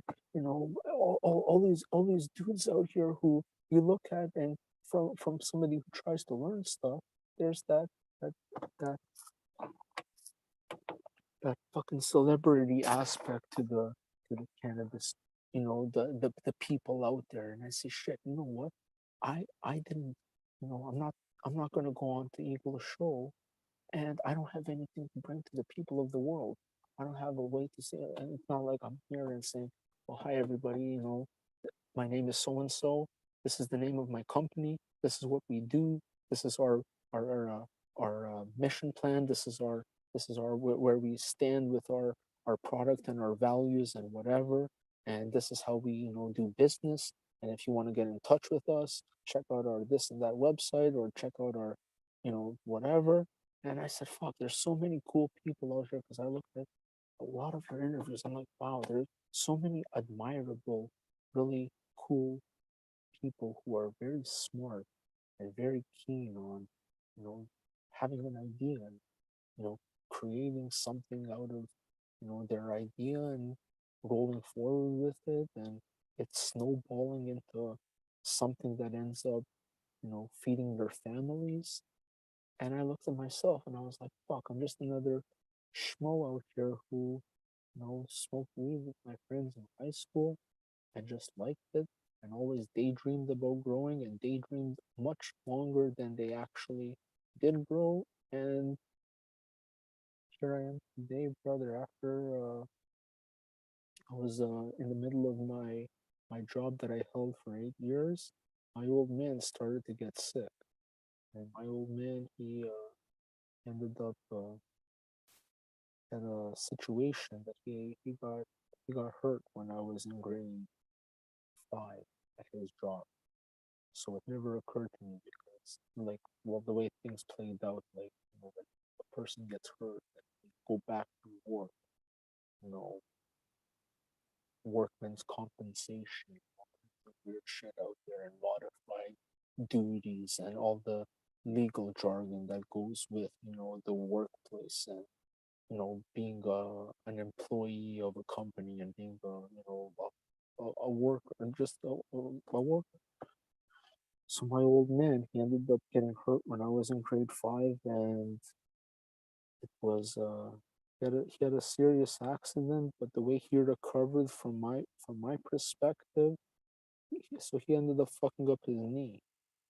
But after a while, the guy's in a cast, and he limps for a few years, and then a few more years goes by, and you don't see the guy limping anymore, and you tell yourself, oh, the guy's made the guy's a horse. Like, he's tough. He's, back to normal. But at the same time, you don't realize that the pain somebody goes through. His life was changed from his situation. I'm sure he had serious PTSD from what he went through, but it never showed for for us. That was always stoic. So he ended up like he got laid off when he was 60, 60-ish, 61, 62 years old, and yeah, he was laid off, and I guess he was in that transition of life where I guess legally his money that was owed to him or that he was fighting for, or that just his life just was up in the air and was in other people's hands when it came down to lawyers, or chasing after your money on the telephone with paperwork or whatever. So that I can imagine that took a toll on him. So yeah, at 60-ish years old, couple of years, I'm in the middle of my full-time job that I held for 8 years, Raymond Reach, different machines, working with the mail, sending to the post office, doing all kinds of scanning and receiving of stock, industrial duties, a little bit of administrative script, which makes me feel smart, and my old man just kicking around the house. A little bit grumpy, I understand the guy. Old fashioned European, so he wasn't, down with, he knew I smoked. My mom, knew I smoked. I ended up getting, eventually when, you bring ounces and quarter pounds in the house when you're in high school, you're hiding it. There's only, so many places you can hide, going from a quarter pound to a half a pound to having a pound or a couple of pounds, saying to yourself, fuck, there's only, so many ways I can bag this thing and, keep it hidden from my parents and the smell is seeping, or you end up, rolling your joints or whatever. And, my mom ends up, knowing that I smoke and, not, I guess maybe not being as so happy about it, but at the same time, I can imagine there's something. I'm tripping out on your lava lamp. I can imagine there's something about. She accepted it. She knows that there's no real, you know, no real harm in it. My old man, he was more of a, I don't want to get caught smoking by him. The guy catches me smoking a few times in my life. What an embarrassing situation. He gives you a hard time just blatantly. And you know what? He drank a little bit of beer too sometimes, so it was a little bit, maybe that was talking in him. But then when he was a little bit rough around the edges, he was maybe a little bit too rough for my liking. To the fact that I said to myself, "Fuck, my dad's not cool about this stuff. I can bring this up to him." Oh, you know what? He ended up getting gradually sick, and us not understanding about it, and he was fuck. We thought the guy had a flu for like a week, and he ended up having like 3 strokes that nobody like went undiagnosed. And his accident when I was in grade 5 ended up being a little bit of a nerve damage. His hand, his kneecap, some grafting that he had to get done from moving some meat from, I guess, part of his, the palm of his hand to where his elbow is and his wrist and whatever.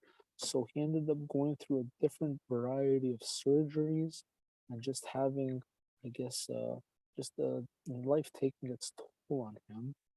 And nerve damage in his hand that, I guess, because of that, when his strokes went undiagnosed, because I guess one of the first signs of a stroke is your arm or your hand might go numb, and that is like something that you know should be of concern.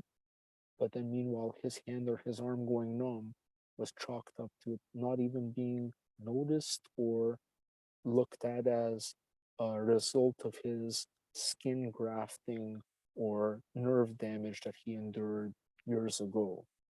So the guy ended up having a few strokes in a row that none of us really knew about.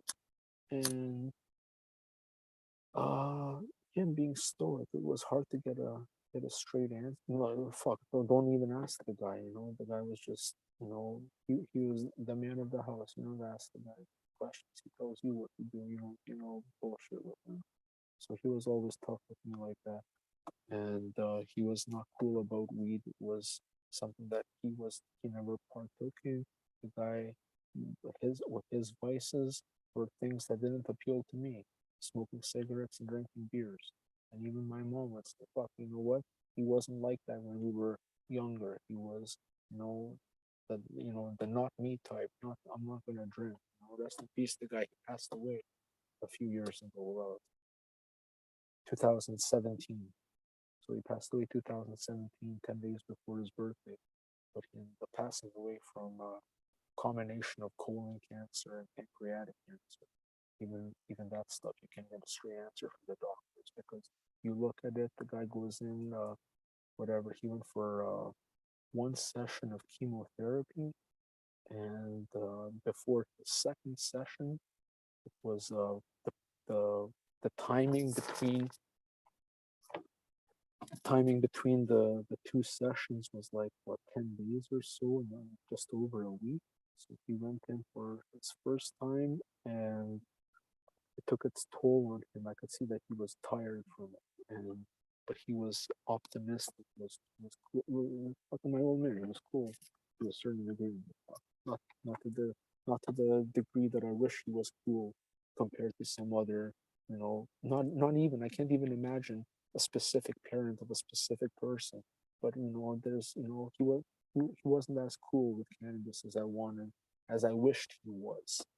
And in his time that was uh, his his uh, his gradual demise was throughout the chemotherapy. Next schedule, the next session was for like a Tuesday, and we went into the weekend, and it was like Saturday, Sunday, or like that. We all got work on Monday.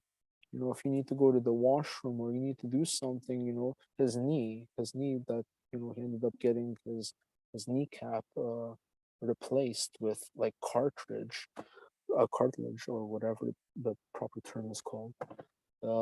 His knee would that his accident years ago was a something that slowed him down to get out of bed, to move, go take a shit, take a piss, whatever.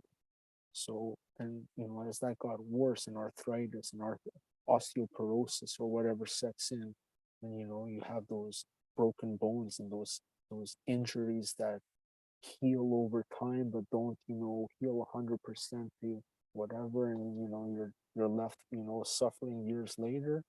So we were at that point where we're like that, we got work on Monday. You're here on, you're gonna be here alone. You can't make, you seem like you're burnt out. The guy had the port put on his chest to get to do the chemotherapy. So you see that, you're like, fuck, you feel so sorry, for the situation that, it was life changing. I have my voice is cracking just talking about it, but fuck, who cares? The guy's gone. Rest in peace. He's not gone because he's with me all the time. I'll talk to you about that. But guy was going for what Sunday. We're telling him, hey, Dad, maybe it's a good idea if you need some help. If you're in a hospital, at least because Tuesday comes your session for chemos. You're having a hard time maneuvering. This is even fuck the pancreatic and colon cancer and all that shit. When the system takes control of your life and your doctor says, hey man, you can't smoke no more, you can't drink no more, and you're drinking for 35 years, and you're smoking for 35, 40 years, whatever, your life isn't your life anymore to the degree that you've had it. So poor guy, the guy went, we were like that, maybe if you need some help, be at the hospital, better place. Fuck, those places are, factories of death to a certain degree. Situations come down to that, end of life. As much as they're helpful, there's awesome doctors out there. Fuck, if I end up breaking my arm or leg, I want to go to the hospital and get a cast done and do whatever. If I have something going on inside me, CT scan or MRI, I understand the importance, of figuring out what's going on. And Western medicine is, cool as it is, but at the same time, it's scary to think about, all the shit that we talk about in chat, and all that stuff that we all know that is a little bit, that part of society that we question. So yeah, man, my old man, he couldn't even fucking drink water the way me and you do. Like his body was like shut down to the point that he couldn't even, like he was not chewing on ice, but he had like an ice cube that he would, have in his mouth. I guess the melting of the ice cube and the water, like eventually going down his throat, would be how he get his hydration. Because I don't know what happens to the guy's body. I'm not, it's his experience. How did his, throat shut down on him? How did his body feel? How did he, dry up inside or whatever? So, yeah, man, the last we fuck, Sunday late afternoon, we agreed, fuck, yeah, better idea for me to go to hospital. Even, called out like the way he was like in pain or whatever. The guy doesn't, cry about it, but he cursed, like, if you stub your toe, like motherfucker, he cursed or whatever. He was, you know, bitching about it, and he said, "Fuck, man, just give me a joint." He's asked me for a joint. He said, "Fuck, man, I'm fucking fed up with this shit. I'm fucking going through all this shit, whatever. Fuck, man, just give me a fucking joint." That was all my life, like my time through high school, whatever. Get whiff of me smoking or doing that stuff or having it around. And he seen money when we were kids and whatever, so he didn't bitch too much about it. And he knew that we hung out at the park and there was a bunch of us, and he was cool with my friends. My friends were cool with him. So it was like all in the family type thing. While you're hanging out with your friends or whatever, or a little bit of weed going on in the background. He knows that it's going on, doesn't want to see it, doesn't want to, he's not part of it. Old school European, like whatever, you guys are doing that shit, like fuck, what am I gonna do? Bitch about it in front of you? Like, like he didn't give me, he never embarrassed me for people or the way I was like in high school, but at the same time he wasn't down with it until his last days. The poor guy, bro. He went to the hospital, and then within he didn't make it to his last, like within 3 days he was dead. So it's like he goes in and they put him, they give you that oxygen. You see the marble floating wherever it's floating in that tube, and he's, being fed the oxygen. You see him in the morning. Hey, Dad, you okay? Whatever. Yeah, fuck. How? What are you gonna say to the guy? Hold the, shake the guy's hand. Sit down with him for a little bit. Say, okay, fuck. Dad, see you later. I'm gonna go to work. Come back. So you see him at the morning at the hospital. Go back at night. See him with my mom. Hang out with the guy, and it's scary, bro. Cause fuck. I'm sure you can relate, but at the same time, just shooting the shit with you, fucking, you'd see the difference in somebody's cognitive nature from the morning when you see them compared to when they're dying at the nighttime, when they get their medicine, or they've been being fed that IV all day or whatever they've been given, or maybe they got a visit from the doctor and the doctor gave them a pill for a pain or whatever, and this constipation, whatever. Next thing at nighttime when the guy's groggy, he's still there. Yeah, he's still your dad. He's still sober. He's still he made us laugh a little bit here and there. But then at the same time, throughout the night, next thing you know, it's like when he's getting tired, he's conked out. Say, fuck, this guy's in a deep sleep. You remember when you see him at home and you drink some beers when you were younger, whatever. See him next, on the hospital bed. He's a little bit groggy. He's talking to you, whatever. Next thing you know, he's fucking closed his eyes. Oh, Dad, he's out cold. He's sleeping. They pump up that oxygen. It was scary, bro. Fuck, 2 days in the hospital. So we seen him one day, that marble floating in that tube for the how much oxygen they have pumping through. Next day you see that marble is up higher. You say to yourself, okay, fuck, they're giving him more oxygen, whatever. Next day, well, not next day because it was 2 days, but in the morning you see it at one level, then at the nighttime you see it at another level, and you say to yourself, fuck, what's going on? Something's weird going on. my brother, between me and you and everybody, fuck, I guess I'm spiritual nature, bro. It's like that last days, there was that fucking sitting with the guy at nighttime in his hospital not the monitor, the little, if you pay extra money at the hospital, you watch the TV. Yeah, so the guy, his TV, he didn't pay for that shit. It was off. It was off, and I could see fucking like somebody smoking. Like how me and you are smoking now, we're gonna blow the smoke, and the smoke's gonna come off the joint. It's like somebody was smoking inside this TV. And I looked at that fucking TV and I said, fuck, that thing is creepy. I said, there's something going on. I turned that TV around and I put like a little trinket, like, because we're European, fucking little shit, like fucking little pictures of, Virgin Mary or whatever. These little prayer cards are around, just find some contentment in that from, old fashioned. My parents, whatever, they have this shit around. They're like, fuck, there's, something going on. I don't like that TV. Even give my old man Virgin Mary, a little picture, whatever, a little keychain. He gripped onto that thing. That's what he passed away with. But at the same time, fuck, there's something going on.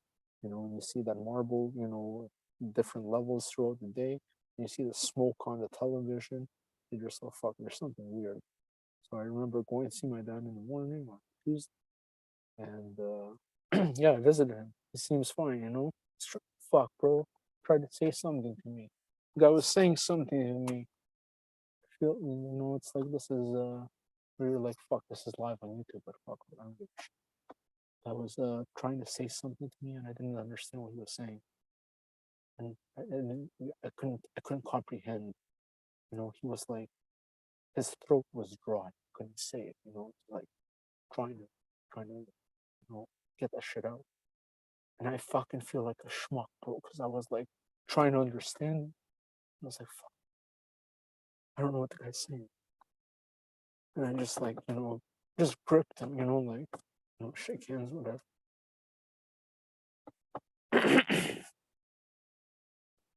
Yeah, he, tried to say some shit to me. I was there with him like a fucking schmuck, like, yeah, like trying to understand him. I said, Dad, I gotta go to work. I go to work or I go home, because whatever, I go home. My mom's hanging over there. I'm like, okay, I'm gonna go bring her shoes, whatever she needs. And yeah, by the time I get back over there, my sister's in the hall, and guy's gone. It's cold, so yeah, it's, passed away. Sorry for your loss, my friend. Oh no, it's okay, bro. It's been years. Just talking about it now, it feels weird. It's easier for me to whisper it than I can. My voice cracks like a bitch when I'm talking to you about it. So the guy was the guy. Yeah, he passed away, but you know what, bro? Nothing. We're all energy. Fucking crazy. It's I heard them, of course. Even my sister the day after. So brother, the guy was fucking. I told you he was had an ice cube in his mouth to get that liquid in because he couldn't swallow or whatever. He was dried up. That sound when you hear like fucking somebody sucking on an ice cube or sucking on a lollipop or whatever. That sound you're now fuck or sucking.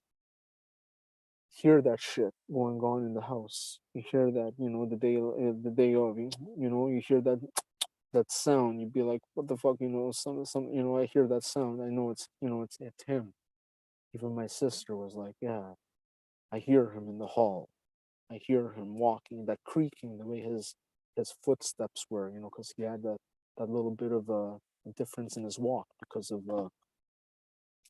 his accident, the limp and whatever. So, you'd hear his footsteps, oh fuck, dad's coming up the stairs. You can hear him walking, dad's coming. Or no, it's my sister coming because I hear her footsteps. It's different. Hear footsteps in the hall. Sister would be like, yeah, I hear him. I'd be like, yeah, I hear him too. This is like in the days, following. And even yeah, just being around is so he passed away on the Tuesday, and his birthday would have been 10 days later. and it was the day of his chemo session. It was in the morning, and yeah, we'd just pick up on his energy around the house after within like the day or so. Brother, I fucking seems like I sound like a crazy person, but I seen him. I seen him, yeah. After he passed away, I seen him in his sitting spot. Yes, and I seen him, and brother, this guy looked like he was a little bit younger than I remember him. You seen your dad in a picture when he was maybe before you were born or whatever. See him a little bit, you say, "Fuck, doesn't even look like my dad," but I can kind of see in the shadow that it is. And you ask yourself, you're like, "Fuck, how old are you on the other side? Kind of face do you have? You put on weight when you're in your 50s or whatever. You lost that, you didn't have that weight on your face and your mass when you were in your 30s or 40s. Then you lose some weight in your 60s, 70s, whatever. You end up like just changing your body over time. Like, who are you? What do you look like? What's your look? Or do you have like a look? One day you had hair, next day you shave your head. One day you have a beard, next day you don't. Next day you have a mustache. It's like, who are you? So it's like, then I started asking myself those questions. Like, fuck, you know what? I see my dad, but it's not my dad. I remember him younger. Like, I remember, him seeing him like older, and I see him as a younger person. I'd feel a little bit questioning. So I'd be like, fuck, this is, spirituality. This is just that, just getting deep into things. And yeah, after he passed, it was the guy had a couple of strokes that were undiagnosed, and he was waiting for money to come to him that he felt like he was owed or whatever, workman's comp or whatever he was entitled to him or whatever the process was.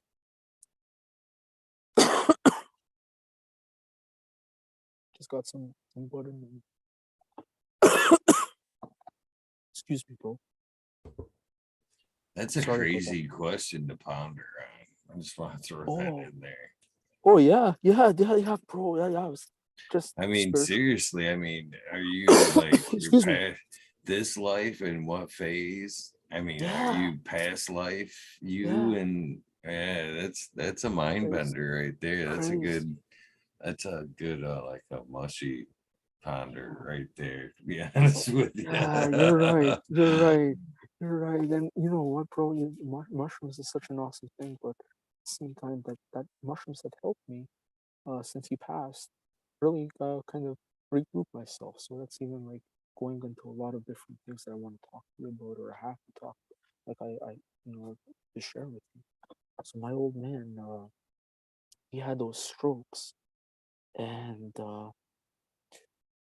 he was in a money situation where he was waiting for money. We didn't understand. He kept that shit to himself. So, and my old man was an electrician. So when we saw his tax return one year, we were blown away. We were like, holy fuck, this guy makes almost 100K, 85K after taxes, whatever.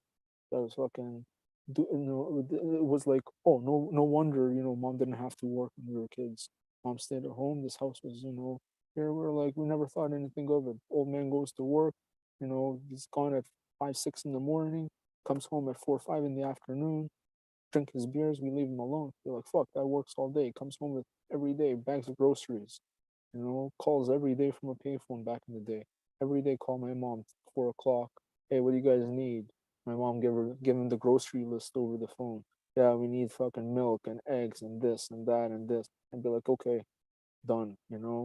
Next thing, 20 minutes later, guy's home with all this shit. Hey, what do you guys need? Oh, we want pizza. Oh, we want KFC. Just fucking stupid being kids. All of us, all of us. Oh, what do we want? Fast food. Okay, yeah, no problem. That was like, breadwinner. He didn't care. Well, he did care, but he spent money and he took care of the family, and well, didn't click in for us. Like my old man, at that point in his life, in his 64 years old, he was in that situation that fuck, you know what it's like for even myself at my age to look at now, or you look at anybody could look at themselves. It's like you don't know what kind of hand you're gonna be dealt with, 15, 20 years from now. You don't know that, you maybe have $1 million company today. You don't know who's gonna sue you in 15 years, how you're gonna lose. You're gonna make 1 million, you can lose 1.5 million.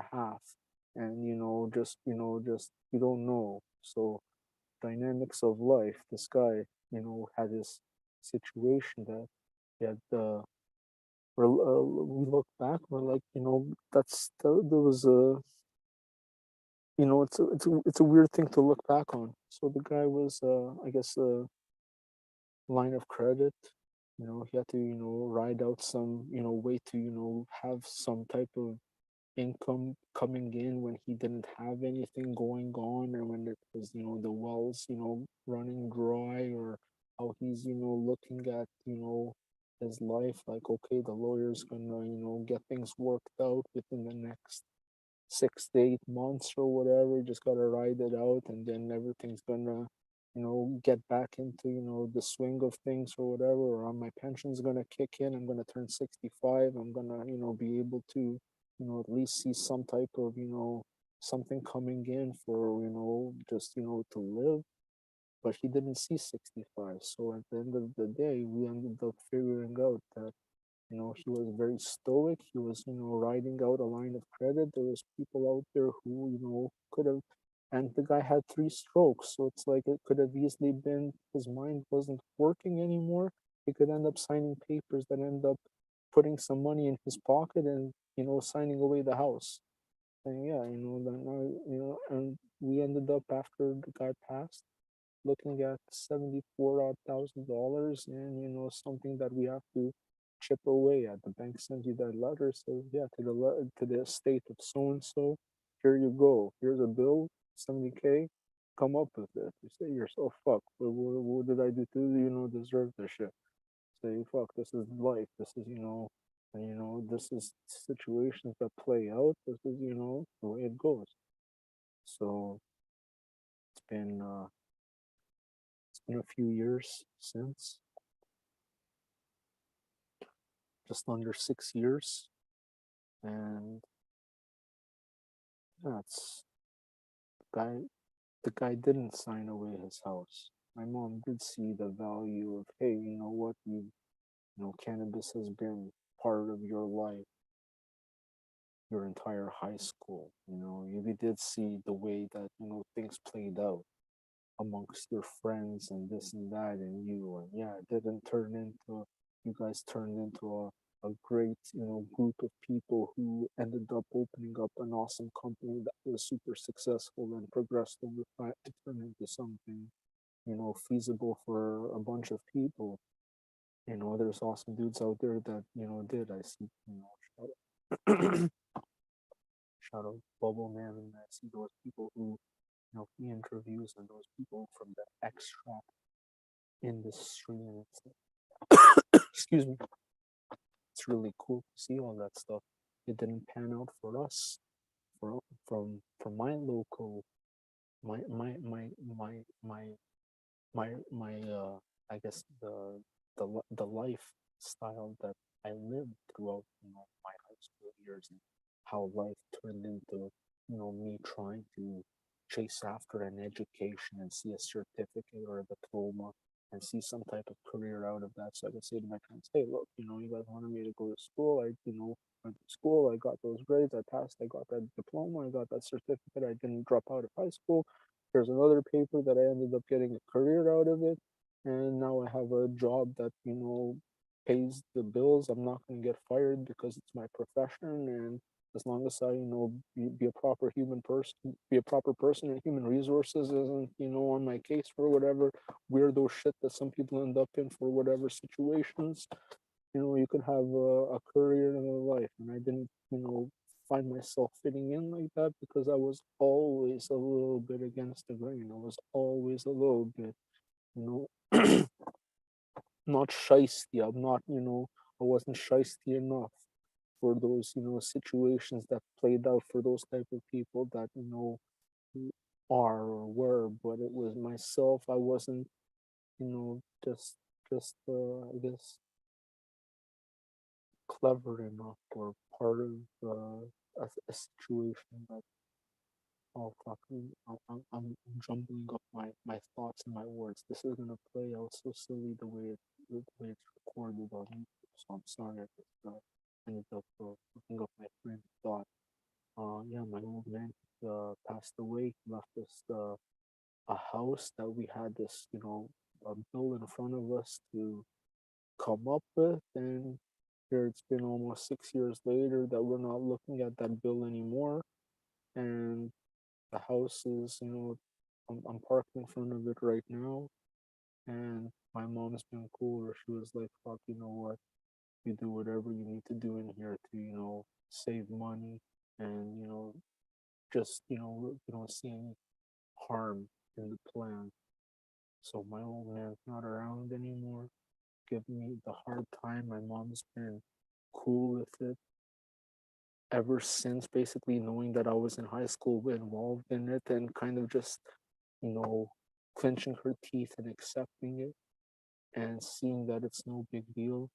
And even her nowadays with a degenerative disc, whatever in her back that she's been diagnosed with, she ended up, one of my friends ended up giving me a CBD, like a bath ball, and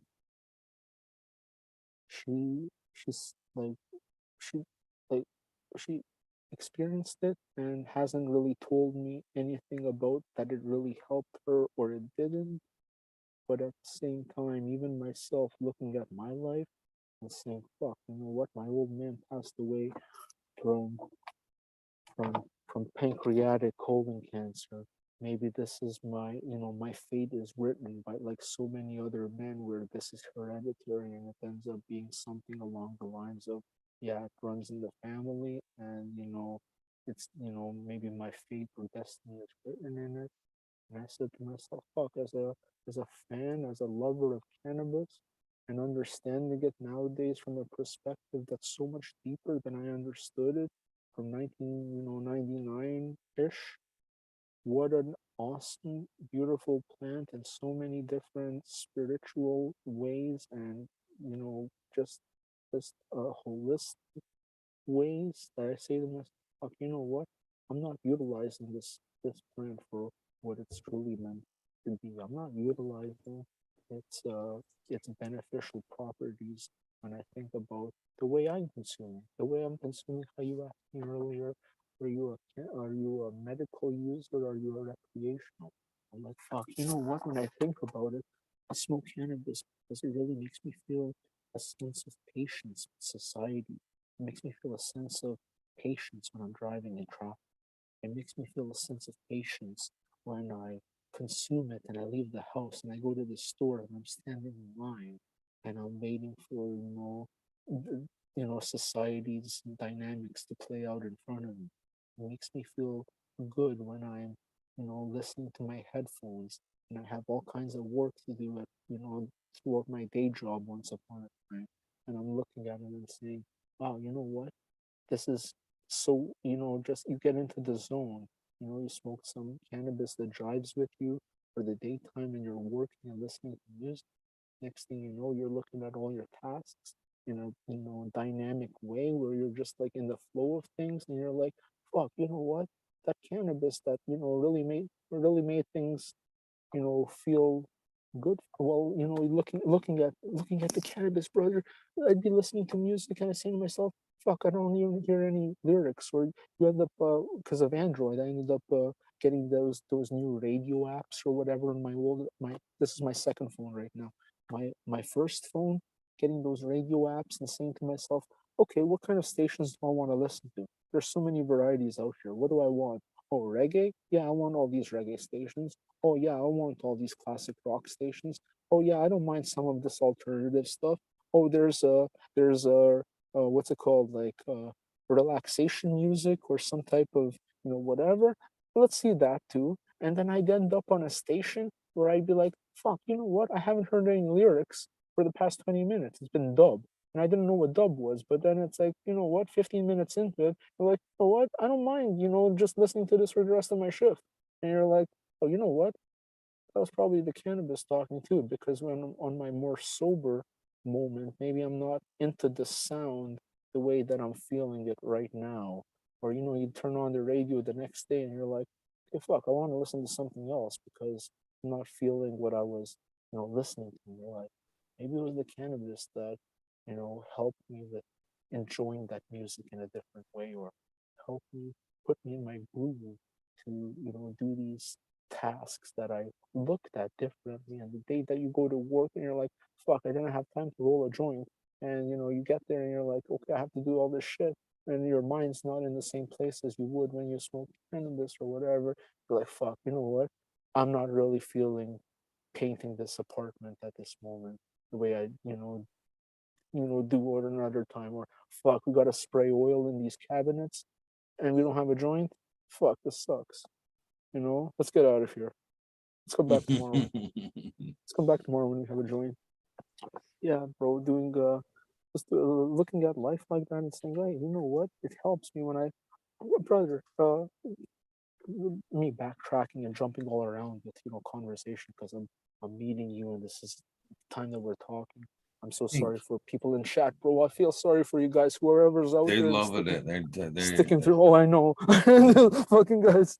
It's all good. They actually said you have very great talking voice. You should think Oh, I about don't. doing like documentaries or something like that. A few people have asked or Oh, said they wanted to know what you had multiple choices in front of you earlier. What are you smoking on currently? Oh, right now I got the brother. You know what? I rolled up a bunch of joints because I'm like, I don't know how I'm gonna feel when I'm talking with Eagle. I don't know how nervous I'm gonna be. I don't know how I'm gonna just have this flow coming out. I'm still smoking that skunk OG. I let this thing go out. I'm just holding it like a microphone. Yeah, man. I'm gonna spark this So thing up now. I just want to chime in a little bit here. Yeah, I think, the best way to describe cannabis overall is it just offers a better quality of life. I agree, bro. That's a perfect way to put it. It just makes you good quality of life. To just yeah. That's the only term that I can think of that applies to it. It just makes you a more. I don't want to say a more well-rounded person because I believe there's so many well-rounded people out there who have never partaken in cannabis and could reflect on themselves and have good healthy self-esteem and a good healthy sense of due diligence and accomplishment in the world. And to all those people, I admire and respect that because I myself, I'm not one of them. I'm kind of look at myself and consider even cannabis as not a vice, but a weakness on my part since I'm such a recreational minded person.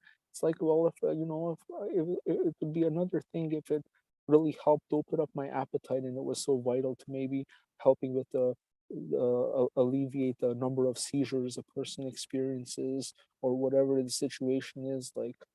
But I've I've been more recreational where I look at it as personal weakness on my part, but something that's like that I guess I took that and I I embraced it by telling myself I have control over it by being a cultivator, in the sense of, well, I have control over it or I can produce it for myself. So it makes it, I guess, but then, you know what? If you're producing heroin or, whatever for yourself, are you doing yourself a favor by, telling yourself, oh, I'm the source of this. So it's okay for me to consume or it's, acceptable. I look at it and I tell myself, "Fuck, you know what? I I feel like a little. I don't.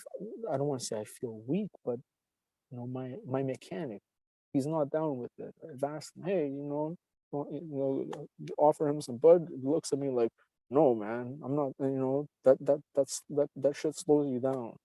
And I look at it like doesn't understand, but then I'm like, I'm not here to convince him otherwise, and that's how he is. The guy's older than me by a few years, and that's his stance in life. And I'm not, I'm like, okay, I didn't mean to offend you, and I could see that he's looking at me in a way like, cannabis is something that doesn't, coincide with his state of mind or his exist like his lifestyle the way he is. So I'm like, fuck, you know what? in a way, I respect that. I say, shit, you know what, the guy, lives his life with that sober mind and does his, his duties and his, his own mechanic shop or whatever. So I'm like, fuck, you know what, like, I respect that. I admired that. That's, nice to see. But say to yourself, fuck, there's a fucking sober guy out there who works his ass off and is totally content with it. Fuck, that's, I'm not that guy. So it's something for me to look at in awe and say, fuck, others, those are good traits to aim for. Those are, like even myself, like, fuck, I smoked less cannabis when I was younger, when I had more access to it, because it wasn't, yeah, expense wise, yeah, there was that, you wanted to make money when you had, access to it in volume, but at the same time, it's it's something that you're buying. It's, you know, I understand where my, mechanics mentality comes from. Even I don't know. I personally, I love it because even myself as a kid, bro, I was always like, I don't know, maybe it's you changed your camera angle, so I said, fuck, I feel obligated to show to change something up too. So you see, um, uh, fucking stoner, bro. Fucking, I shift my attention to something else, and now I'm like, fuck, what were we talking about again? Yeah, man. Yeah.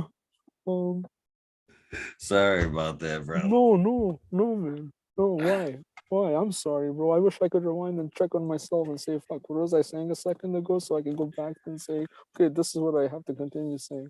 No, I fucked up, bro. That's Uh, my bad, man. no, why? Yeah, I was just kind of changing my where I was looking at on my screen. Oh, So oh, no. I tried to Hmm. like as you talk about being conscious of shit, man, I'm kind of conscious about that. So Oh, if I start like sorry, bro. staring off this way, I'm like, Oh, oh no, I'm staring off. I look at my catch myself out of the corner of my eye, like what I'm doing in the camera, and I'm like, oh oh, shit. oh. So yeah, I didn't mean to throw you off. No, My bro, don't. my bad. Buddy, thank you so much. It's so nice to talk to you. And I feel a little bit sheepish. I feel a little bit uh silly the way my conversation is playing out with you on it's solidified on the YouTube. But I'm not trying to think about. But the more I think about it, the more I sound like I'm just jumbling up my words and feeling like I sound like I'm full of shit. But I'm trying to remember everything that I'm thinking about my childhood and remembering coming up and getting into weed and remembering how I was exposed to it. And brother, I've totally forgot about my buddy from karate who was a few years older than me, who was, we ended up being the same belt level and, being part of these little tournaments and get-togethers and doing demonstrations with a bow stick and having fun and being athletic. And he was always, an athletic, strong kid. And when I ended up partying with him, playing Nintendo and him smoking in front of me, it's kind of like put into perspective to say, hey, you know what? This guy smokes or whatever, but he's he's okay. He's an okay dude and whatever. It wasn't like he fell asleep or he ended up just being weird or saying for giving me a reason to say to myself, fuck, this is what people are like when they're on drugs. They end up doing weird things or being sloppy or whatever. So then I went into high school and I see these people are, spending their money and looking for these little green, things to bust up with their, fingers and scissors with their friends and, holding a $5 bill and, in the parks. And I'd be like, fuck, what's going on out here? Oh, this is, the dynamics of, just being out of the park and being a teenager. I went into high school, bro, with our crew of guys from elementary school who we'd play hockey with or whatever. A bunch of us would be playing always consistently in the neighborhood, soccer, hockey, get together. You talk to your buddy or two buddies. You end up riding bikes. You end up seeing your other three buddies that you didn't talk to or whatever. So you end up in the neighborhood playing hockey or soccer with a bunch of guys, and there was always, the few guys that hung out together more or less, like for whatever reason, maybe they lived closer together or they were the same culture, nationality. So yeah, and when we were in elementary school, there was maybe the few of us that, the collective, the group that played the sports with each other, and then there was the few guys that would be, we'd say, oh fuck, those are uh, more more less supervised, children. When we were, in elementary school, our parents would be like, hey, at a certain point, call us in from playing and say to us, hey, so and so's parents, they're not around to call him in. Tell him to put on a shirt. They're not around to, you know, give him, what, clean up his, face that he's, running around, the street, jumping off, roofs of the houses and partying or whatever. Those kids are, they're not supervised as much. Or, you have mom and dad at home. Mom is, staying at home to, make sure things are okay, that things don't get fucked up for you in your life, that you have a parent around the house. So even my parents were teaching me from that perspective of, hey, you know what, we're playing with kids out here. There's a lot of kids out here on the street in front of our house in our neighborhood. There's all these guys that are, standing around down the street where, the school that we go to is. There's always that, aspect of these guys are around or whatever, but, there's people out there that are like that. And, hey, they're like that, but, we can be, all be nice to each other, but those people, some of them, they don't have parents at home to, tell them to, not do that. Don't jump off so and so's roof. Don't steal so and so's bike. Don't do that, don't end up like, doing those types of things. And you know what, brother, in elementary school, there was just the way our neighborhoods were situated.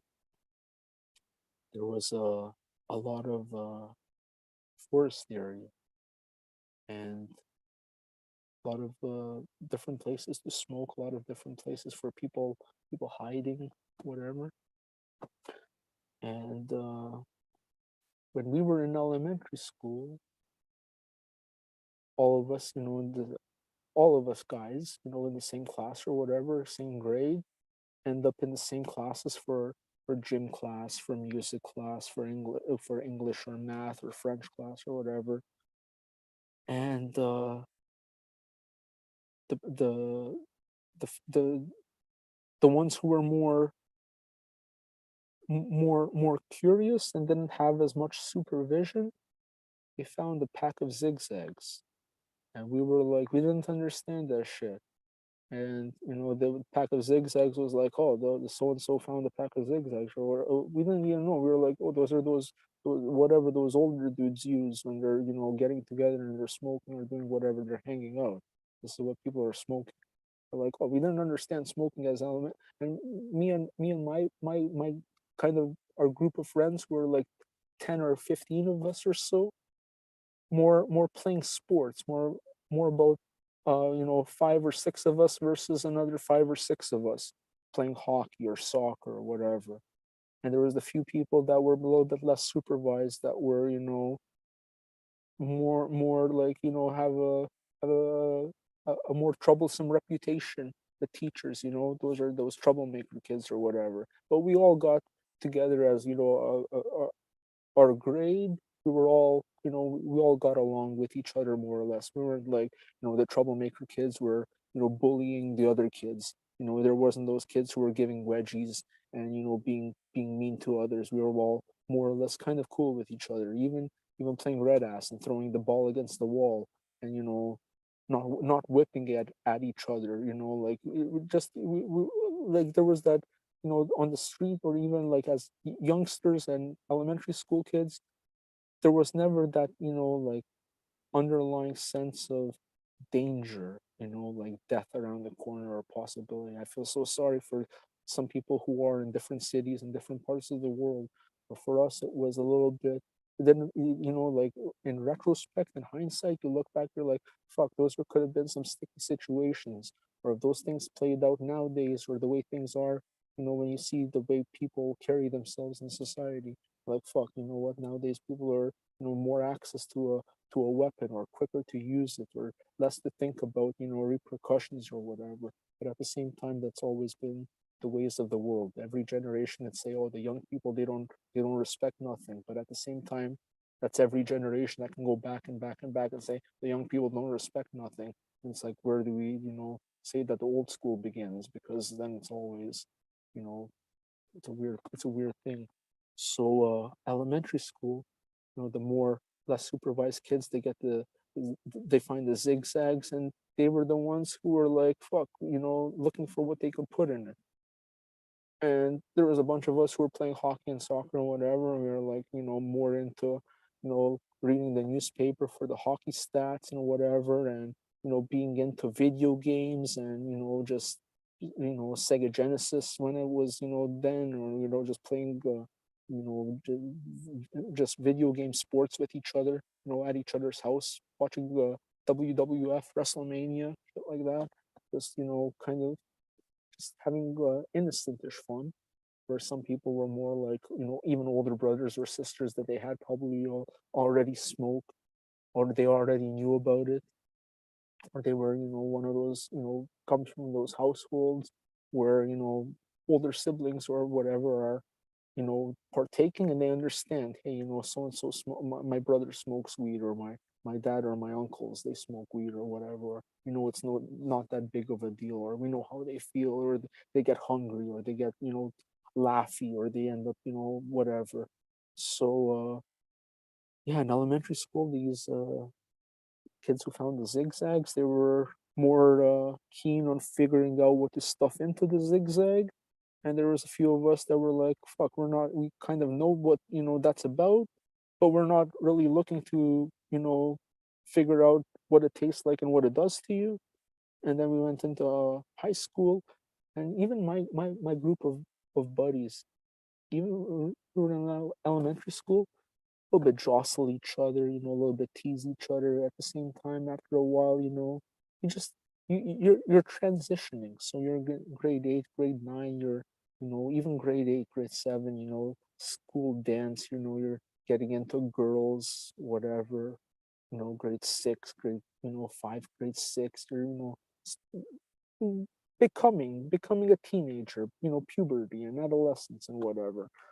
So yeah, going into high school, I said to myself, fuck, I'm not gonna get laid and hang out and have fun with my crew of guys who are playing hockey and soccer and jostling each other and, getting into the sports stats too much and whatever. I was like, fuck, you know what? I'm not, feeling this. I don't feel like, going high school. You're like, fuck, you know what? I'm gonna have fun. I don't feel like, like you just you, you you transition away to your new friends. You meet new kids in high school. You end up, hanging out with. If I find, another Croatian dude who was, shoot the shit with me. It was like, we talked about weed. He went to another elementary school. He ended up saying, yeah, I can get some from my buddies. They get it from these other guys who are, Vietnamese or whatever, and get us some bud.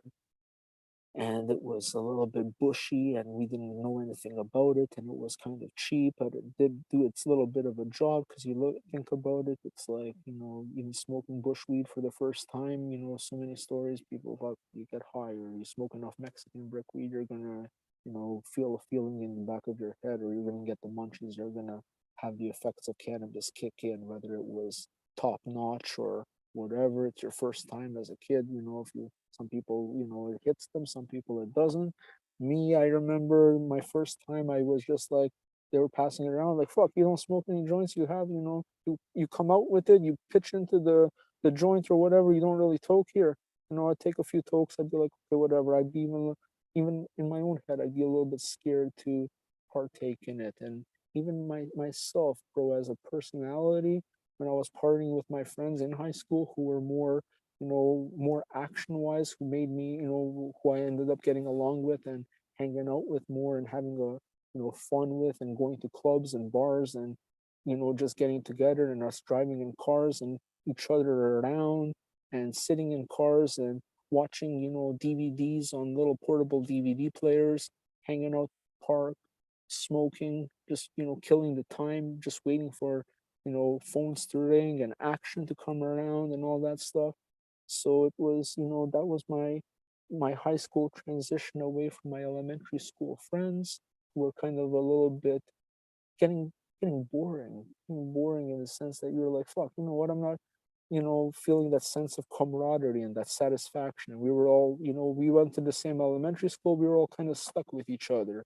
We go to high school, everyone kind of finds their little niches of, groups of friends. Some of them, we all kind of we were nobody ended up like transitioning away from each other like, bad blood or weird stuff or anything. It was more just like, yeah, we get along with some kids who are more artsy. They get along with other kids who are more artsy. They're happy to, get together on their lunch break and go to the art room and, do stuff. And now I look back, I'm like, fuck, those are the, like embracing myself as an individual. And as I've matured, I look back and I'm like, wow, those people, some people were so far ahead of their time in maturity. When I look back and I'm like, they already knew what they wanted. Or one of my buddies, he ended up doing co-op for the bank in high school, and he's working at the bank to this day. Where I'm like, yeah, that's, yeah, it worked out for him. It worked out for him. Or somebody who was artsy and they were awesome with their pencil crayons in grade 9, where they took all year to do their Bristol board, and everyone else did it, even myself, in like 2 or 3 weeks as fast as I could. Where I was just like, after a while, you're just like, I wasn't my endocannabinoid system when I was taking art class wasn't saturated enough for me to really participate in art the way that, I could have, not I well, I could have, or it wasn't me. So I can't say, could have, would have, should have. It wasn't me at the time. I wasn't, into it, and I was kind of outside with, feeling like I was partying with, in a sense of, you know hanging out with other guys, smoking some joints, and meeting up with girls, and looking for ways to party on the weekend and get together with, us getting together at the park as a common meeting place for, just going there without having a phone or any way to, just be and just end up like spur of the moment hanging out with friends. Say to yourself, fuck, you don't know, you're hanging out, you say, what's going to happen tonight? And you have no idea, could be nothing. And then maybe 5 hours later, you're in a spot where you're like partying at a club or this is that situation. And you're like, wow, I would have never expected I end up here. What a twist of, what a situation. That like those hard liquor commercials where the guy ends up in like this faraway place of like all kinds of shit's going on, and they're like, holy fuck, like what a party. Them tend to be the good nights when you go, I I would have never guessed this I, shit. I, yeah, those, yeah, it really cool. And in hindsight, I look back and I'm like, fuck, you know what? Those were, well, I guess that comes in being young, because now you're looking back and everything's in those. Well, from a what, who am I to say? Because we can live every day to our life to the fullest. Like right now, let's go just I be. just made that face just fucking few weeks ago and shit. Oh, which one? Which one? The fuck, I can't believe I'm doing this shit. Oh, nice, nice, nice. I would, yeah, Grinning from ear to ear too. Just yeah. nice, bro. That's awesome. That's awesome. And you know what? We have. It's like even spirituality. I look at myself and I look at life and I'm like, fuck. You know what? How many of us really live the full life that we really should be living to every day's fullest? Each moment. It's like, yeah, we can talk and we can feel so self-righteous about it, or we could try to, feel smart about philosophical thinking. And I'm like, you know what? Here I am. I'm guilty of it too. And brother, even before my old man passed away, and this is in my not high school days. This is my after high school, maybe my early 20s, early mid 20s. Brother, I had this weird situation. I woke up too early. I woke up at like 1 or 2 in the morning. You know, when you wake up and you're saying to yourself, "Oh, my alarm clock's not gonna go off for another 2.5 hours." Whatever. You're like, "Okay, I have some time to get some sleep, get some relaxation." You know. So it happened like that. It was like 1:30 in the morning, 2 in the morning, whatever the time was. I looked at it and I said to myself, I still have time to, before I have time to wake up. And there was, I remember this was my parents' house. My old man was around. My bed was in a way that where I'm laying down, the window, it's like you can face it or you cannot face it. And I was facing it. So it's like, when your eyes are closed and there's light that's on the outside that's hitting your eyelids, you can kind of like that hue of orange or whatever the light color. I always sometimes wonder if that's not just I'm seeing through my third eye. Oh, I believe that. I believe that. Between me and you and everyone in chat, bro. Have you ever closed your eyes? Brother, I don't mean to be asking you a question. I know it's like dynamics of it, but I want to. I'll kind of rephrase it as a statement or just talking out loud. Thought to my with you. Close your eyes, and the light is shining through your eyelids. You ever see like a spot or a dot that might move in a way that you didn't decide where that dot is going to go? You see it maybe like flowing. You keep your eyes closed and you're looking towards the light. The light's hitting your eyelids and the light's going through your eyelids to the point that if you squeeze your eyelids real close, real tight, you're not gonna see nothing. It's gonna be pitch black. But if you keep your eyelids like your eyes closed, but kind of like I don't know how to keep. I don't know how to use the word like gently closed. Fucking, you have your eyelids closed, and they're not squeezed all the way tight. Sometimes that dot or whatever. I think to myself after a while. This is years later. Because brother, I remember I used to look at like looking out the window, have my eyes closed. I'd be like a little kid tripping out on myself. Like, the fuck am I seeing? But then you don't think you don't question these things as a child.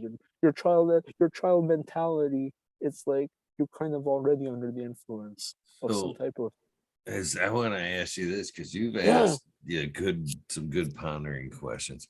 I'd Oh, actually like to see how far back, you know, uh the prenatal gland, you know what I mean, they can find it in the brain.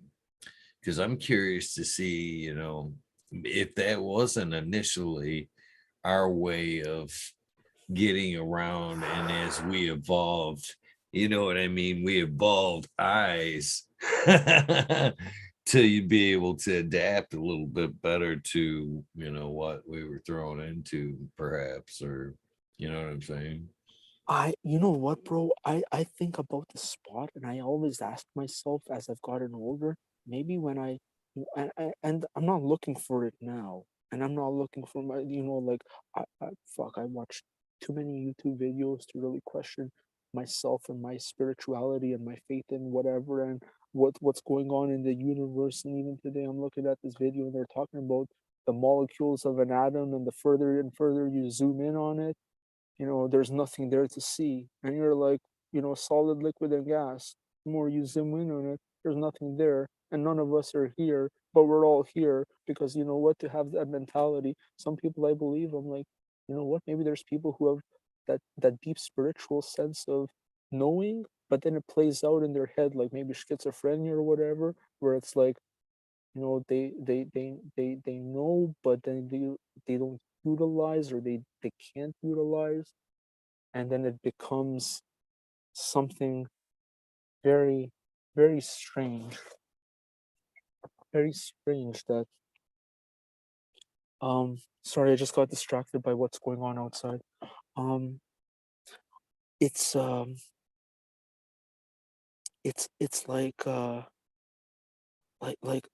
us pondering the universe and saying to ourselves, fuck, what are we? Are we made out of, are we here in the present? Are we here like how are we now? Like, how who I am today isn't who I am tomorrow? Or if I zoom in on the molecules of my atoms of my cells and this and that, the more you zoom in, that there's nothing there, or maybe I don't really exist.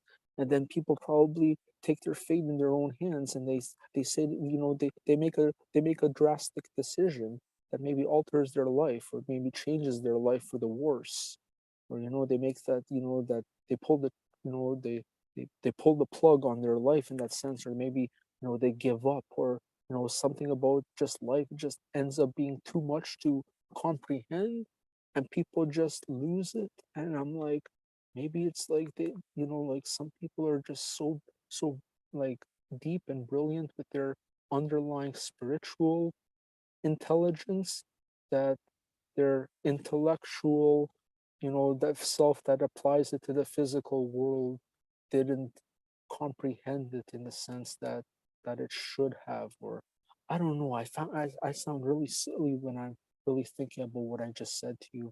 And like I didn't put like if I seen it on paper, I'd have to proofread what I'm saying, and I'd really have to go back and move shit around, because I'm like, my thoughts sometimes they just end up jumbled up, where I'm like, if I really like I can't really articulate myself to the point that I wish I could. I'm more deceptive the way I'm trying to say the right thing, to be clear, or try to just be good, be not intellectual socially, but be just articulate these these uh these very complicated thoughts.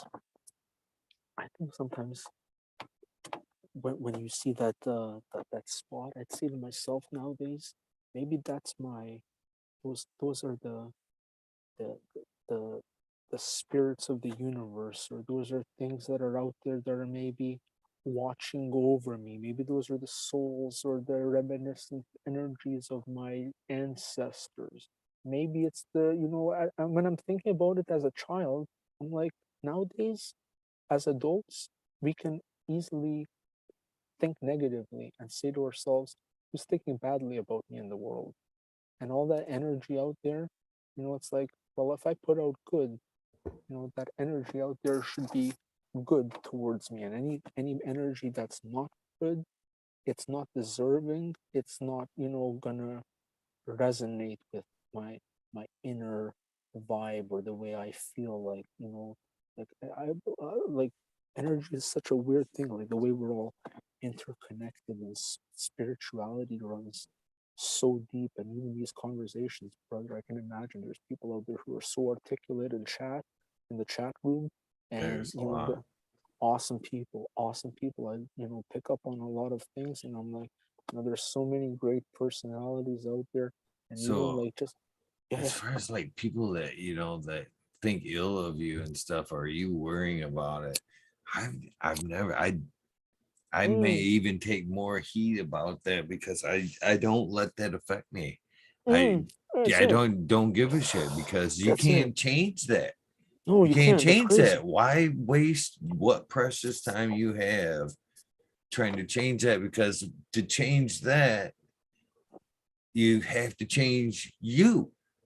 And if I'm confident in what I am and who I am, Yeah, you know what I mean? Why am I letting that judgment, I agree. affect?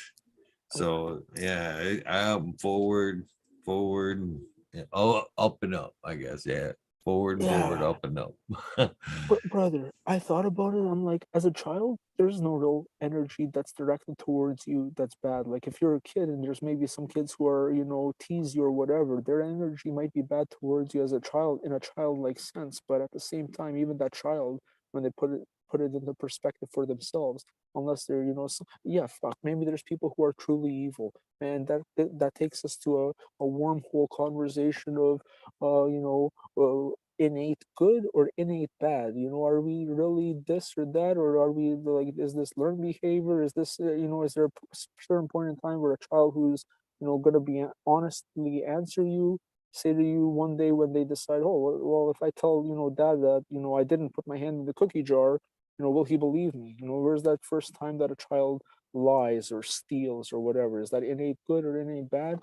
Even myself, brother, I remember looking back and saying, fuck, you know what, maybe that, those little spots, or you look up into the sky and it's a clear sky, or a nice bright day, and you look up and you're like, Is that a bird? No, that's just a figment of my imagination. It's like a squirrel or a lion that went by, and that I look up and my eyes are deceiving me. Then you can go into scientific stuff and say, well, maybe the rods and cones of my eyeballs are, affected by the UV light and this and that. And when I look up, all of a sudden, my, my eyes deceived me, and I thought I saw, a line or some, a flock of birds, but it's just a bunch of dots that are in my head that disappeared the second I tried to focus on them.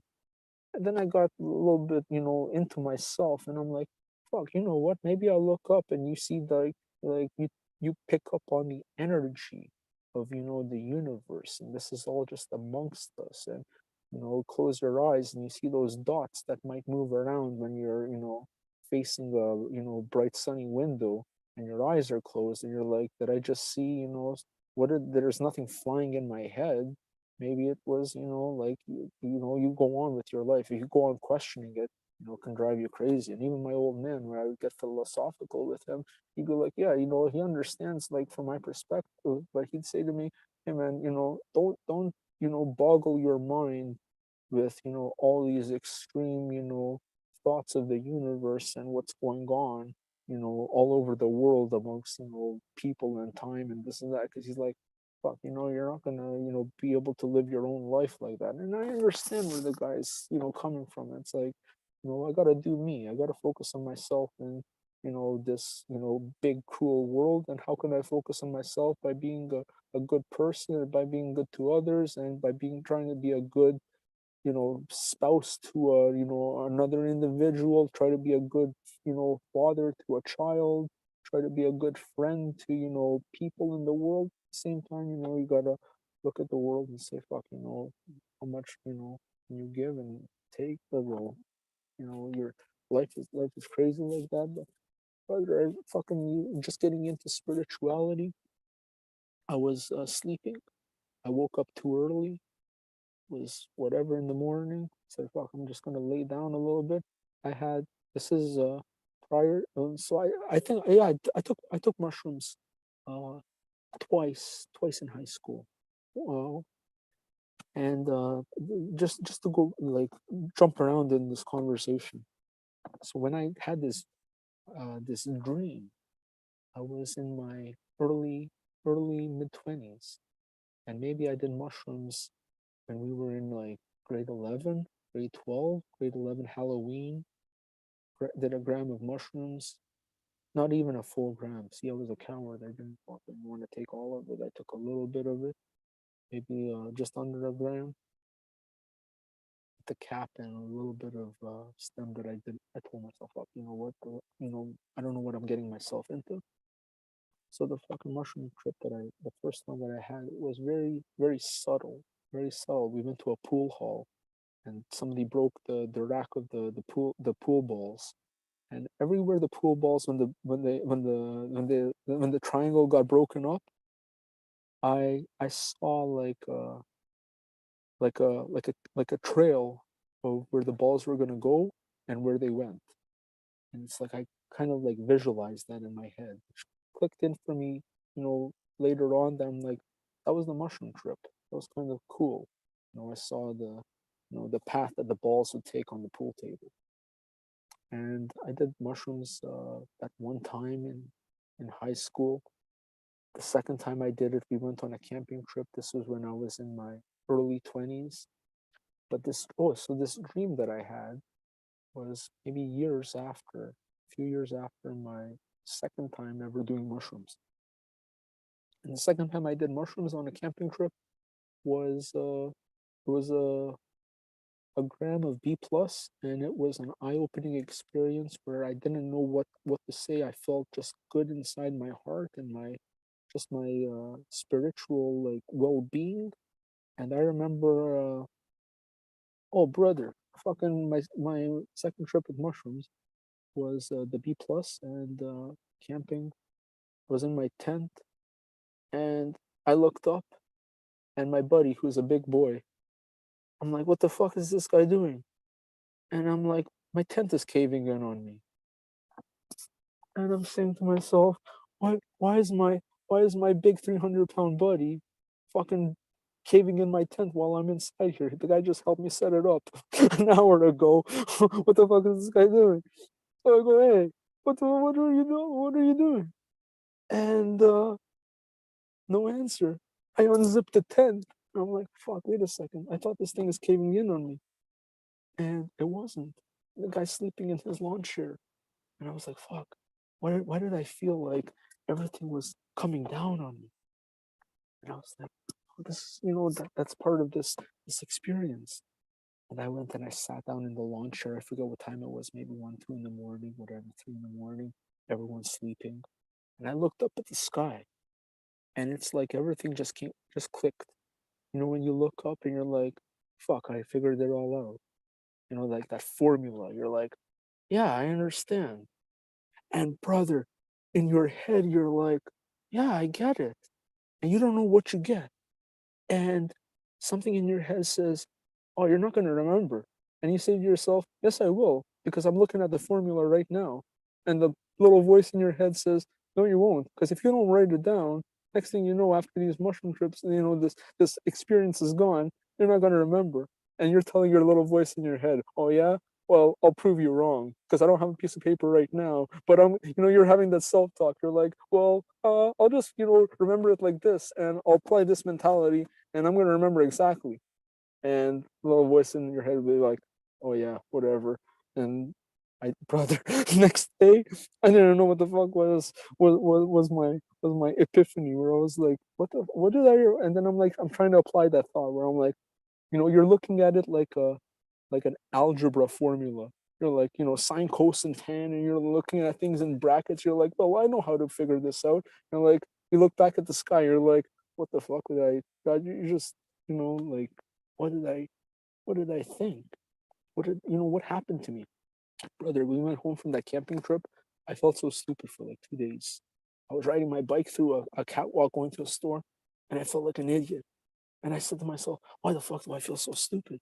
Something's going on in my head. And then I'm like, it's because of those mushrooms, probably. Okay, whatever. This is going to wear off. And, a couple of days did. And years went by. Years.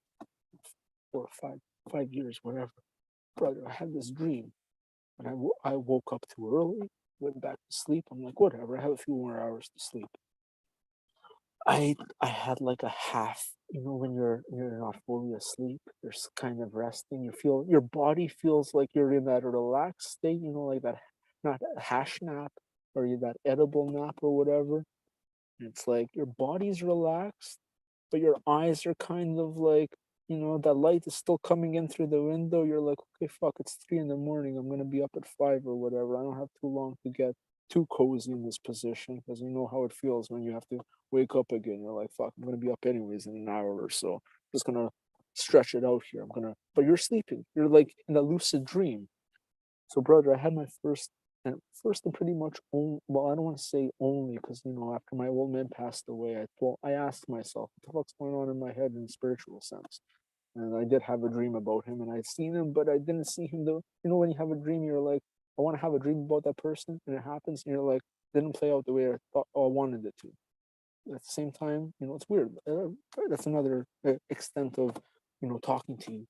But brother, I had that lucid dream where I was in a place where nothing's going on, just void, and there was somebody with me, facing me, and it was like how I'm hanging with you, how I'm hanging with you tonight. Fuck, you can't really see it. I'm hanging with you, and I have my hoodie on, right? And fucking, that shape of yourself, and you have your hoodie on. You see that face, your face might be recognizable, but at the same time, you can also lose that sense of identity. Like, in the shadows, I could be anybody right now when you put your imagination to it. Might be reminding you of somebody here or there, might be reminding, but you know what, brother? I was in this lucid dream where I was looking at like a reflection of like a person, but it was, I gotta turn on my light again, surely. So I'm putting my hand in front of my face because I'm trying to say, fucking, like I was looking at electricity, like a face, of electricity, like circuitry, or like, like ones and zeros of like, the binary code of like computers or whatever. Like turn off. And I was I'm not looking at. so sure we're not, to be honest with you, but go ahead. Oh, what was that? Was that? I'm starting to wonder if we're not, to be honest with you, a bunch of ones and zeros. But I don't. Yeah, But yeah. No, I hear you, bro. Yeah, it's hard to go. That's another, yeah, wormhole stuff. But brother, the fucking when I was having this lucid dream, I was like, I was asking myself, why aren't I having a dream about the opposite sex? Why aren't I having an interesting dream where I'm flying through the air like a, whatever? And so I'm in this dream where I'm like, I'm kind of trapped because I know I'm laying here. I know I'm in bed and I'm gonna have to wake up soon. I know I'm just kind of relaxing, but I know my mind is wandering. And I'm asking myself, how come I'm not having an awesome, wet lucid dream? I've never, like something, how come I'm not having this, something that, is cool happening? But it was crazy, bro, because you look at it, you're like, it was a message. Because what was there was something that you question. When you're looking at yourself in the mirror, but it's not you in the mirror, like that, like in that sense, like even mushrooms, bro, going back into like another wormhole situation. I remember I'm picking my nose or whatever in the mirror, or picking out a mustache hair or whatever. You catch a glimpse of your pupil, and bro, I swear to you, I seen myself and my pupil turn around and look at me at like a different angle. Like how you switched your camera angle, I seen myself look at me like, "Who the fuck are you looking at?" And I looked at myself like, "What the fuck did I? I don't want to be in your way. I stay away. Step back." You're like, "Fuck, you know what? I don't want to mess with that guy." And he looks like you, and he just turned and looked at you. And I'm like, "Fuck, what did I just think?" And then that goes into another wormhole of spirituality where, this shit happens to you and you didn't plan it. And as a kid, bro, I'm a Pisces, eh? So when I was, young, and I get scared around the house for whatever reason, my parents be like, "What the fuck's going on with you?" I'd be like, "Fuck, I thought I saw, whatever, a ghost or whatever."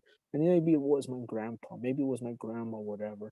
But even in my spiritual, something about me was always like there was something weird out there. But so I'm having this lucid dream, and so and so, I don't know what to say, it's a reflection of me, is standing in front of me, and I'm questioning myself, and this person is talking to me in myself, like, when you talk to yourself in your head. Fuck, some people I heard don't talk to themselves in their head, but at the same time I know a lot of people do, and I'm one of those people who do. Oh yeah, bro, talking to me. Yeah, I gotta turn on my light again to motion with you. Yeah, me too, bro. Talking to myself in my head. So I'm talking to myself in my head, and I'm. that motherfucker's a debater. Oh, yeah, me. Yeah. I'm sick of that guy sometimes. But anyway, um, I was talking to myself in my head and asking myself, how come I'm not having a cool dream? And the person in my head is looking at me like, "Fuck, are you not having a cool dream? What's wrong with you?" And I'm looking at him like, "Hey, who are you?" And then he's looking at me like, "Who do you think I am?" And I'm looking at myself in my dream like, "Hey man, you're fucking with me?" Like being immature myself, being a bum when I was in my 20s, looking at myself in my dream, saying to myself, "Hey, you asshole, are you fucking with me?" And then somebody in that asshole in my dream saying, "Hey, how about you? You're the asshole." And I'd say to myself, "Oh yeah, you son of a bitch, calling me an asshole." And then he'd say to myself, "Oh yeah, you son of a bitch, you calling me an asshole?" And then I'd look at it like a little bit weird, like, "Oh, wait a second." When your immaturity comes in, you're like, you know, you regress as an immature person. They're like, "Son of a bitch, I'll kick your ass." And then in your dream, you're like, "Oh yeah, how you gonna kick my ass when you're in your dream? You're fucking laying down in your bed. You're gonna fucking what? You're gonna wake yourself up?" Then I say to myself, oh yeah, fuck, what am I doing here? And then it's like, what, myself, submitting. When you pick up a dog, you turn them upside down, and it's like whatever they trash. But if you really turn them upside down, and you're that alpha, you're like, fuck, you're not going nowhere. After a while, that thing's gonna be like, fuck, you know what? Yeah, arms, paws up, like, fuck, whatever, you got me. I can't do nothing. So even in my dream, that submissiveness was like, fuck, you know what? You can't, like, I'm not, what am I doing? And then the person's like, yeah, what are you doing? And then I'm like, fuck, what the fuck's going on here? And then it's like, why don't you figure it out? This is me talking to myself, going back and forth. And I'm saying to myself, who am I talking to? If I'm getting all these ideas that are contradicting my idea that comes out of myself the way I feel. And then it's like, well, maybe, it just me questioning and going weird and going off on a tangent and asking myself in my dream, like, hey, are you me? Are you God? Are you what's going on here? Where am I? What's going on? And then it would be like, this is, like, soak it in. And I did. And something was saying to me, you say black, I say white. You say up, I say down. You say left, I say right. You say around, clockwise, I say counterclockwise. And then I was asking myself, like, why is everything contradictory coming into my head? Why is everything left and right and up and down? And then, it occurred to me, and I was like, fuck, you know what? Like, where's the girls? My dream is like, hey, where's all the girls in my dream? I'm in a dream or whatever. And then I would say to my dream, bro, telling me, oh yeah, what if there were girls here? What would you do? You want to fuck with them? And then my dream was like, what am I gonna do here with my invisible dick that I can't even fucking comprehend in my dream, where I'm talking to something that's like, I'm looking at myself, it's like electricity. I'm like, fuck, what am I gonna do in this dream when I'm talking to myself in my head and I'm getting mad at myself and I want to beat the shit out of myself up because this guy's giving me a hard time, but at the same time this person's teaching me all kinds of lessons that I'm secretly soaking in, and then I'm like, fuck, and this person's questioning me like, oh, son of a bitch, you want to kick my ass and I'm teaching you all this shit? What kind of piece of shit are you? And I ask myself, fuck, what kind of piece of shit am I? And I ask myself, all the, and then it's like, I soaked in my dream in such a way, brother. When I woke up, when it was time to wake up, it's like 5 in the morning, sun's coming in, spring or summer day or whatever. It was like bright. I was like, fuck. I had like a sense of well-being. I was like, I don't, you know what, brother? This is when I had that agency job that I got before the same agency got me my long-term job. So the agency got me a temporary job, and I went to them and said, hey man, get me a better job. I'm here to stay. I just finished college. I need to make some money. But this isn't cutting it. I'm not gonna be wrapping skids at this fucking place for whatever, how many weeks I gotta wrap up these jars of skids or whatever. The shit's not gonna go on forever. I understand the dynamics of this. Get me in somewhere. These people are driving Raymond Reaches, doing order picking, and we're wrapping skids and whatever, like schmoes. It's like, hey man, get me somewhere that I can, work every day.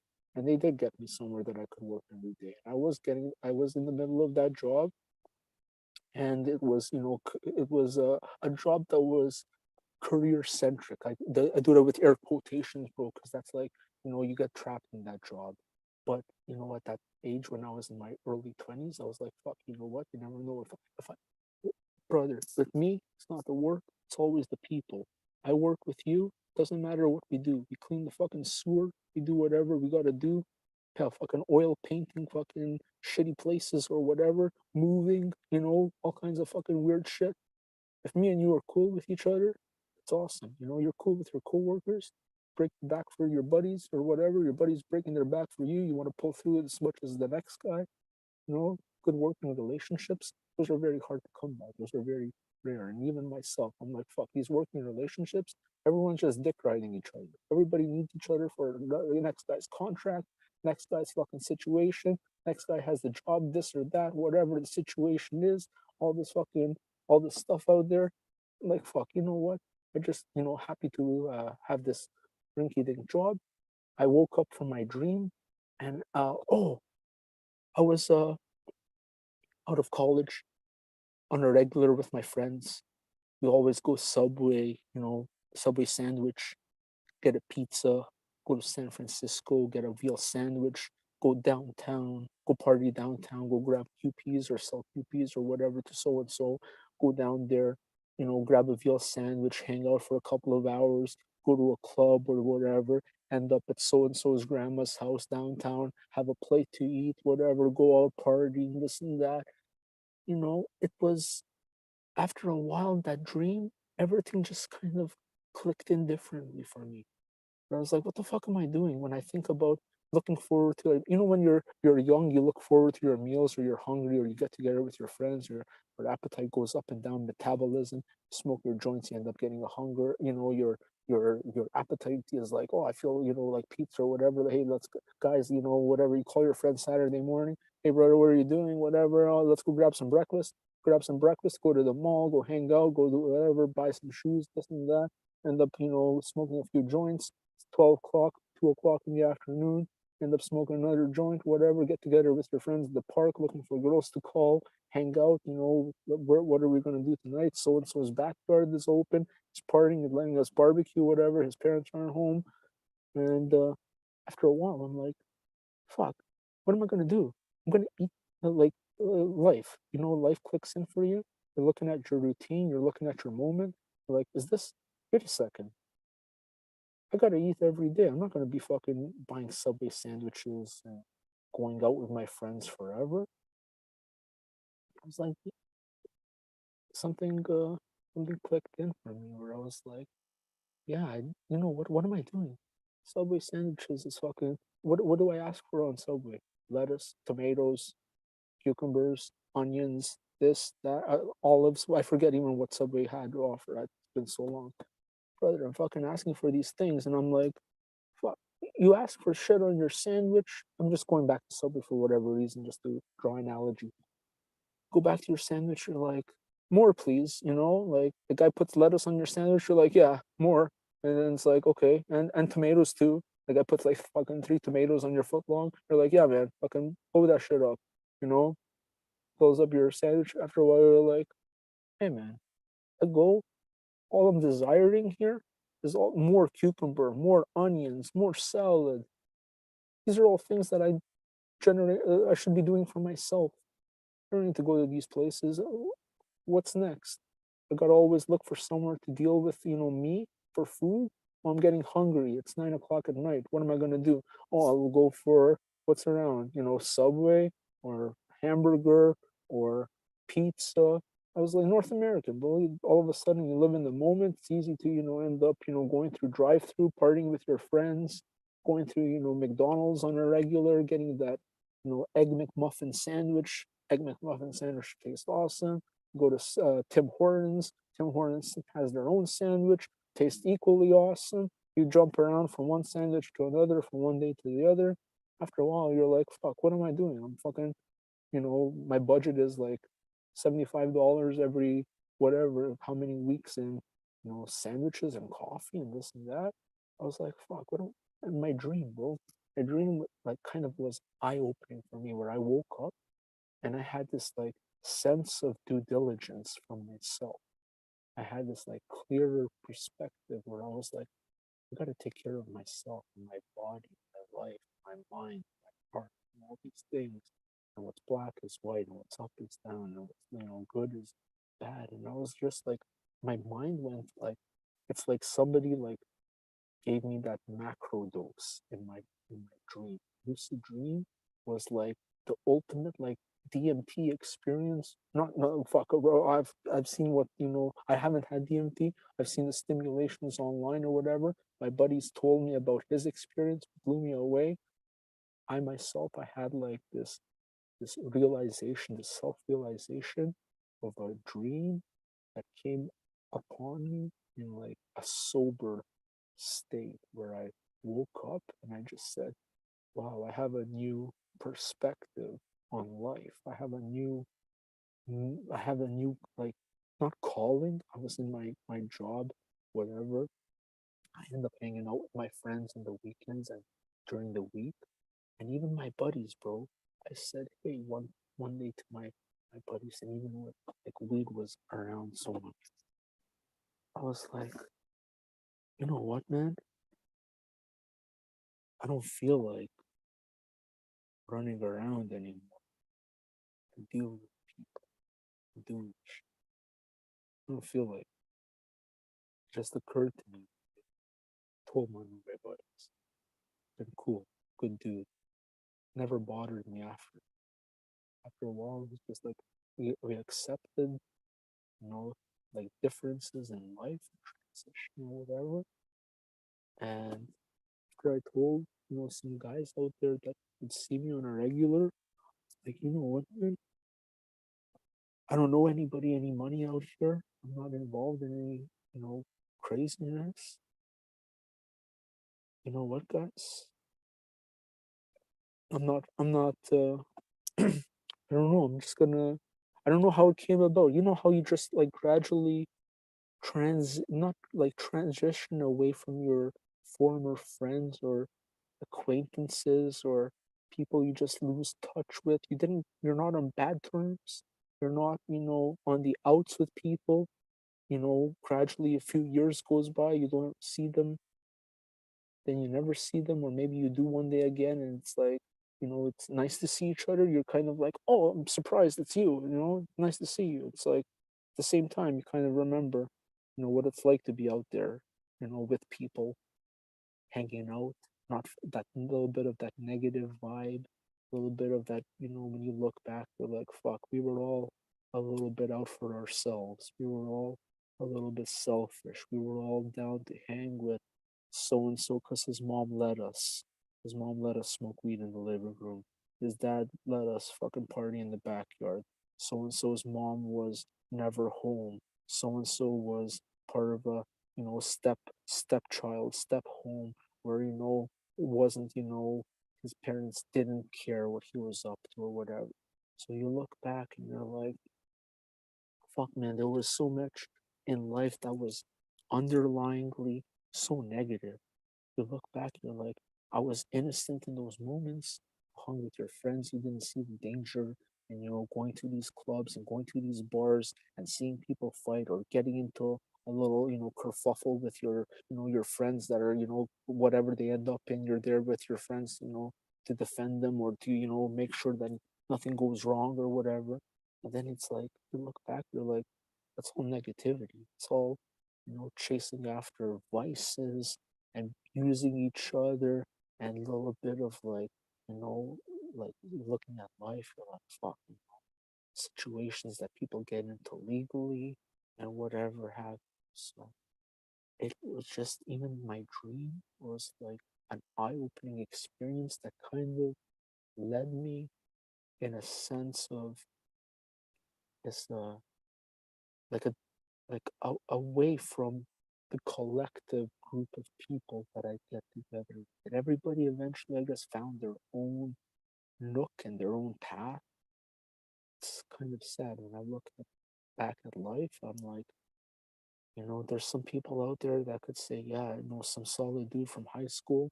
I'm 50 years old or whatever. I've known this person all my life. And, there's those relationships that are out there. I don't know how many, but I can imagine that's a nice thing to have. And myself personally, I don't have it. Everyone just kind of gradually, you know, faded away into our own situation. And you look back and you're like, yeah, you know what? So and so was always a little bit too much about, themselves, or they were a little bit negative, or this was not a good situation to be in, or they started sniffing coke or partying differently. And and there was times that people were partying, and after a while you get older, you're like, they step away from the party scene, they disappear around the corner, and they come back to the scene and this, stand in the circle of the session. Their nose is a little bit drippy, or they look a little bit like they just stuck their head in some type of fucking chemical. And you say to yourself, this is, slowly people are, doing cocaine or getting older and, experimenting with other drugs or whatever. So even, at that point in life, I said, fuck, you know what? I'm 20. how old was I? I was like 20, 26, no, 20, 20, 22, 23 when I first got that job. 25-ish, I had a dream or so. And then it was like 20, before 28, I was like looking at myself and saying, you know what? All I need is to go to my buddies were still in the background of my life. One of my buddies ended up he was from I mentioned he was a college marketing major, whatever he did. He ended up meeting his wife in the college that he went to. So he went to school. He met his girlfriend there. She became his wife. He gradually, we gotta, it's expensive to live out here.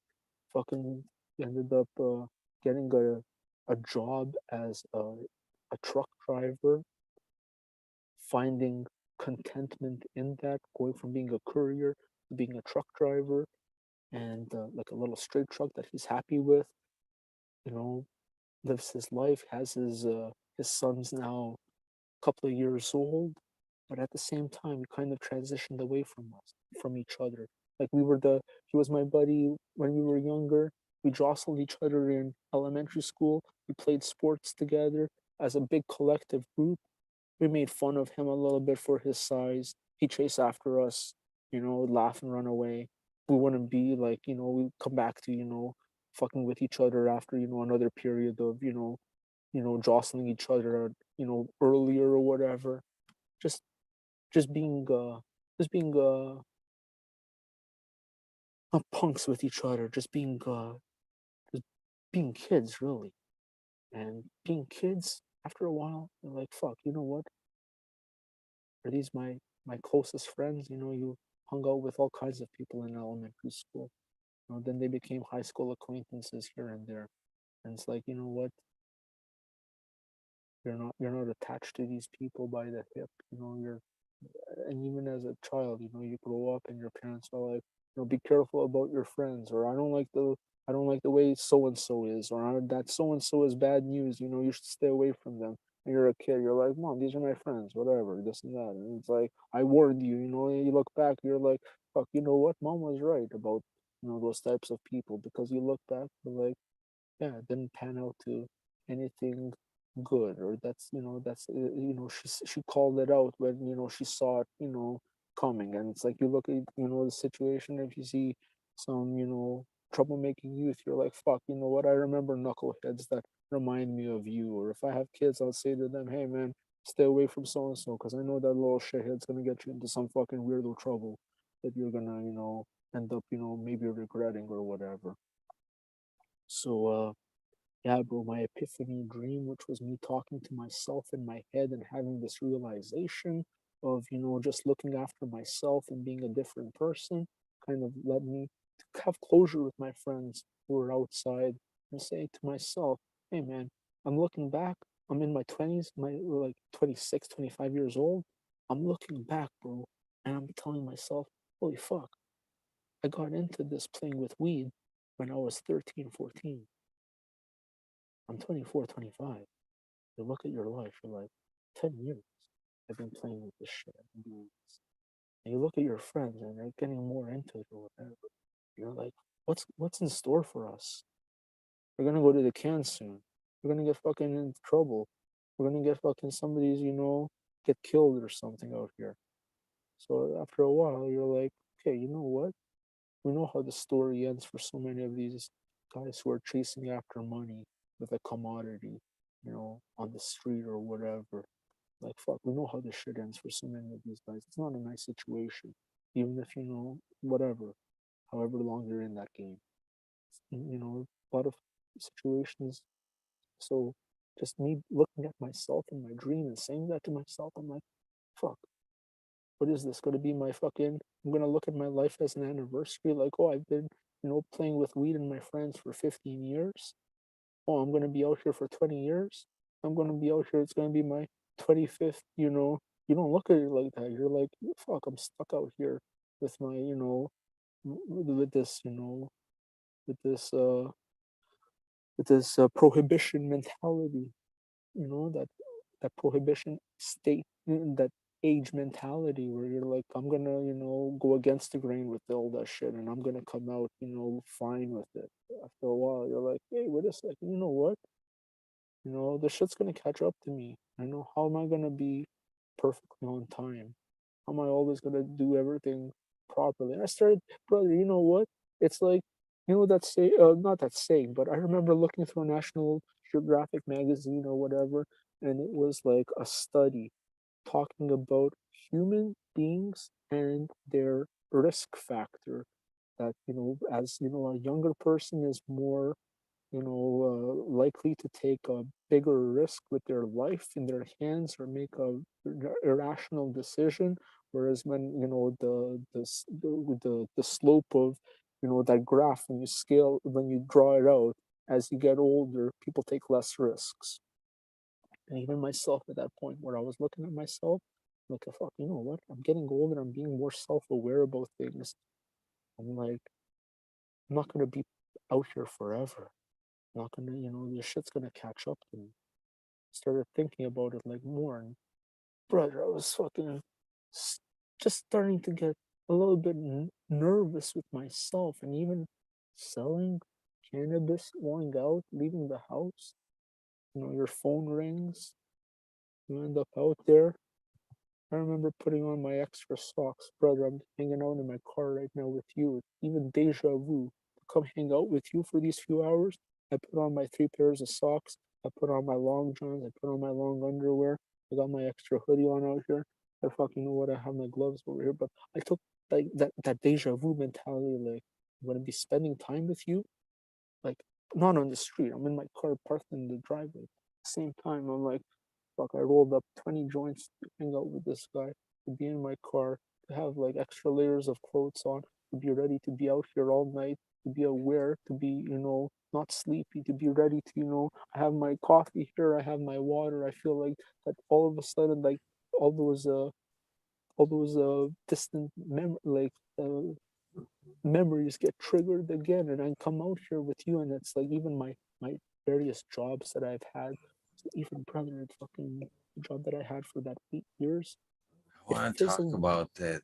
Oh yeah, yeah. Um, as you get older, you get more in your comfort zone, and you know, I think that is very true, and I think in a lot of ways that's our biggest mistake What's all that? through life.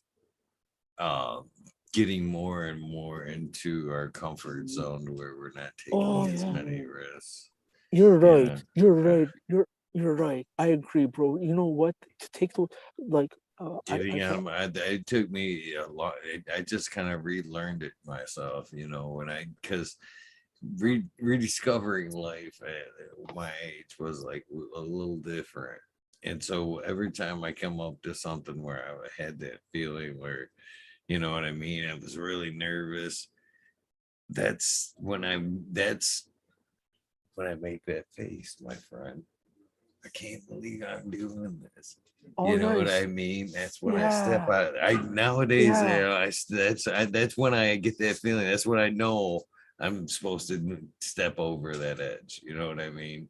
Get out of yeah. my comfort zone, and because it is, man. What if you just sit here and did nothing? What would happen? You Stagnate.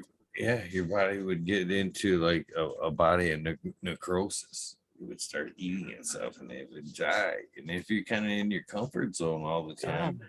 you're not moving, you're not necessarily, growing. You might be Yeah. getting a little bit better, but you know what I mean? So, it took me a long time to, actually taught myself, even as I got older or getting older. I wish I'd have learned that earlier, to be honest with Oh, you. You know, hey, you just know, an observation I've learned lately in life, and at a little bit older age. I hate that when I like, you know what I mean? it's I never too will, late, though. no, it's not. I've always told my kids that shit, man. It's fucking Yeah. never fucking too late. I saw an interesting like writing the other day, and it was like, who tells us when, like, norms? Like, norms are like such a weird thing, because it's like we abide by certain like a structured mentality where it's like, like bedtime. Some people, it's getting too late, go to bed. So Yeah, it's time to wake up. I'm sorry, you Oh no, hurt no, no. yourself tonight. It's just another thing about that comfort thing. You know what I mean?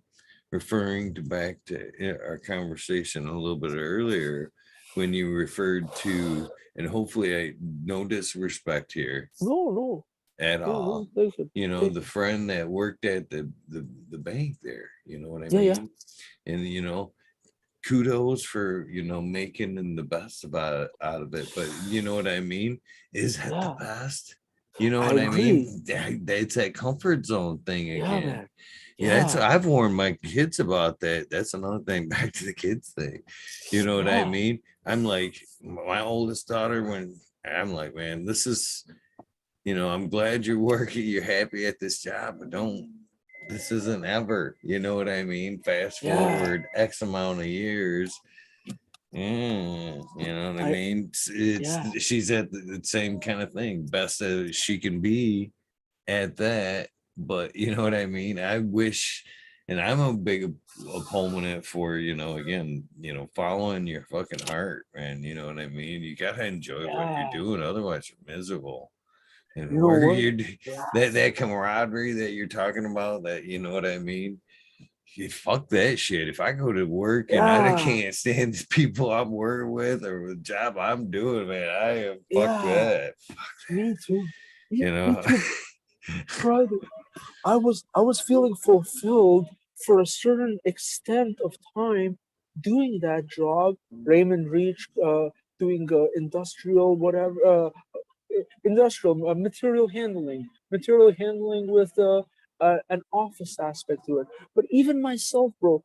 Oh, going back to what I was talking about, my old man. My old man passed away on the same day as my one of my coworkers at that job. So it was just a coincidence that, yeah, it's like it went in three. So my neighbor down the street was a female that I knew all my life from elementary school.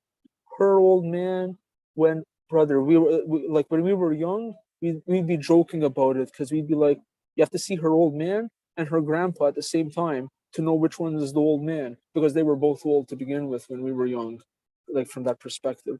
And so he ended up passing away the same day as my old man, and for my neighbor down the street, and my dad and my coworker. And my coworker from my job that I had, he worked another shift. He was a night shift supervisor for doing some stuff that was in a adjacent department. But it was a career type job that we had, where so and so is gone for 2 months vacation. Christian, can you cover for him? Yeah, sure. His shift is from 6 to 2. No problem. You're doing his shift for 2 months, whatever. You end up crossing paths with people from the night shift, people from whatever. Like, you just end up like adjacent department ask you, like, can you cover for whatever? You end up doing it. You end up like just variety of like little experiences. Well, anyways, this guy, his old man passed away same day, and so a year went by. And as that year was going by after my old man passed away, I was feeling a sense of uh, like a new, I guess, what is it, like a turning of a new, like a new chapter in life. The guy is gone. You look at yourself, you're like, fuck, you have like that little sense of he's not on your case anymore. At the same time, you're like, you lost your guy in your life that you're gonna learn from. Like the guy was an electrician. So when I was a kid, he always had like soldering wire, soldering gun. Teach me how to solder little shit. Just hitting the wire with the soldering gun. Him bringing home transistors and whatever from work, whatever, like junk shit, like from industrial cranes and hoists and whatever, pulleys and gears and whatever. And I'm a kid playing with it, teaching me how to play with these weird, just industrial shit and touching it. And yeah, bro, me going to so doing that the industrial job. Guy that I work with, his dad passes away same day. A year is going by. A little bit negative, like after it's a corporate environment, and there was that hierarchy of that extensive corporate nature that was dynamic to the point that it could snowball into something bigger and bigger, like hierarchy of the company. There's a CEO, there's a president, there's a vice president, there's a this and that. There's a division in the few places in the States. There's a few place, one place in Canada. Uh, anyways, big business, but mediums, classified as medium-sized business, but whatever. Everybody thinks that they're big business everywhere they are. Um, fuck. This guy and me just catching each other's glance over time. There was that weird bond. We didn't know each other really. His dad passed away on the same day as mine. I found out about it. Give my condolences. We were kind of numb to each other to begin with. Just guys, having a job, corporate types, like you're like, fuck, you can't really trust, so and so. Or you carry yourself in a certain way, and you don't have that, sense of that camaraderie. You don't feel that, sense of like, people have your back or whatever. That doesn't even exist. But there's just negativity, bro. Just feeling weird. And 1 year, like hitting that 1 year mark, where I looked at it and I was like, fuck, my old man's been gone for a year. I feel like I'm, in my 8th year of the job that I have.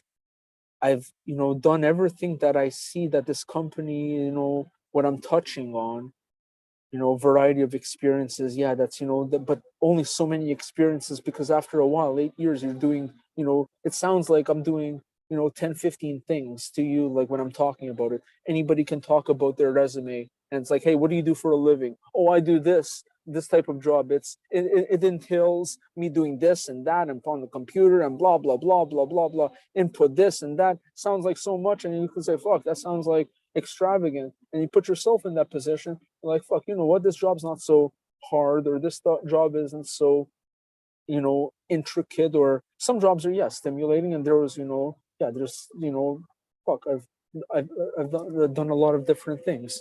But yeah, even the Raymond Reach, an industrial job, 1 year into it, I'm like, fuck, I'm not gonna see the second year go by and I'm looking at my coworker's face from across the room, because you pick up on weird energy and you look up and you're like, fucking guy's staring at me with a fucking scowl on his face.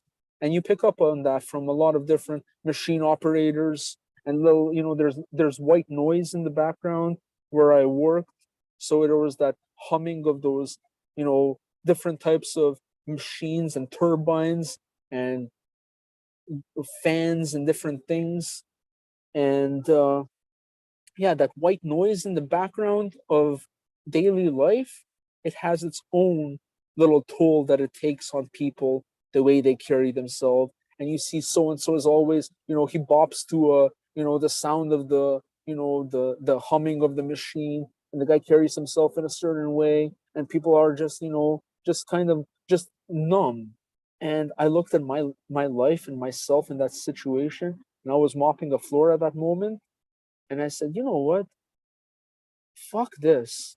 I'm so like, I don't want to have like, I don't have any the sense of ego or whatever. But I looked at myself and I was like, I'm so much more capable for so many things. And in my heart, I was always, brother, I was always a fucking grower in my head before I even grew a plant. When I'm on the forums and I'm trying to learn shit, I'm like, fuck, you know what? This guy has a really good idea. I'm gonna kind of follow this guy. Or, this guy has a, awesome thread, and I'm looking at, different growth styles, and I was trying to adopt to myself and say, you know what, when I have my own place, how am I going to adapt to my environment and my situation to be able to churn out pounds and see flower in front of me that I want to see?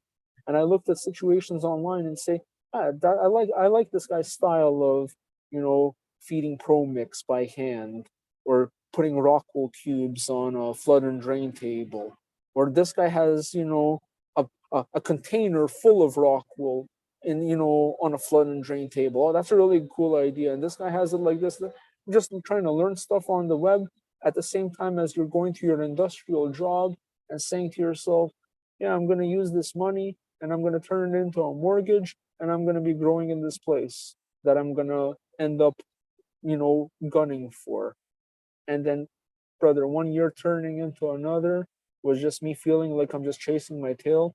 My old man was, when I was working, was in that process of, being sick and fucking passing away, and him not having money in the house coming in from his job that he ended up getting laid off, ended up just being just me working and accepting it and saying to myself, okay, you know what?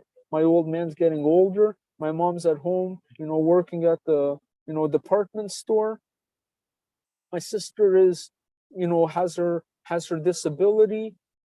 I'm content with going to work and telling myself that's what my family needs. My family needs me to be a working person, not to be involved on the streets with running around with my friends in uncertainty and trying to, flip pounds or whatever. My family doesn't need that shit where they're gonna, hear from me and say, hey, I just got, lawyer locked up or something happened, or, dead or whatever, end up in a situation that could get, out of control or whatever.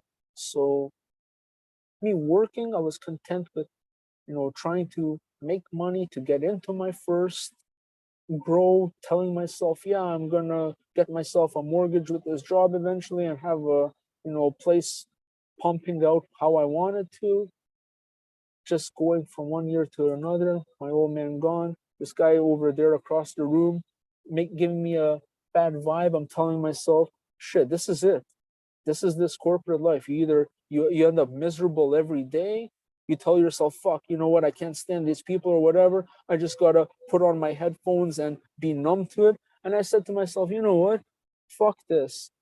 So with I ended up accumulating money in my RRSP for just me dumping for myself. And I told myself, okay, you know what? When my old man was gone, I got to use this money to take care of this situation. And just looking at life, I said, fuck it, I don't need this place. I'm gonna go out into the world and I'm gonna find these little rinky dink, something to keep me, you know, let's see what's going on out there.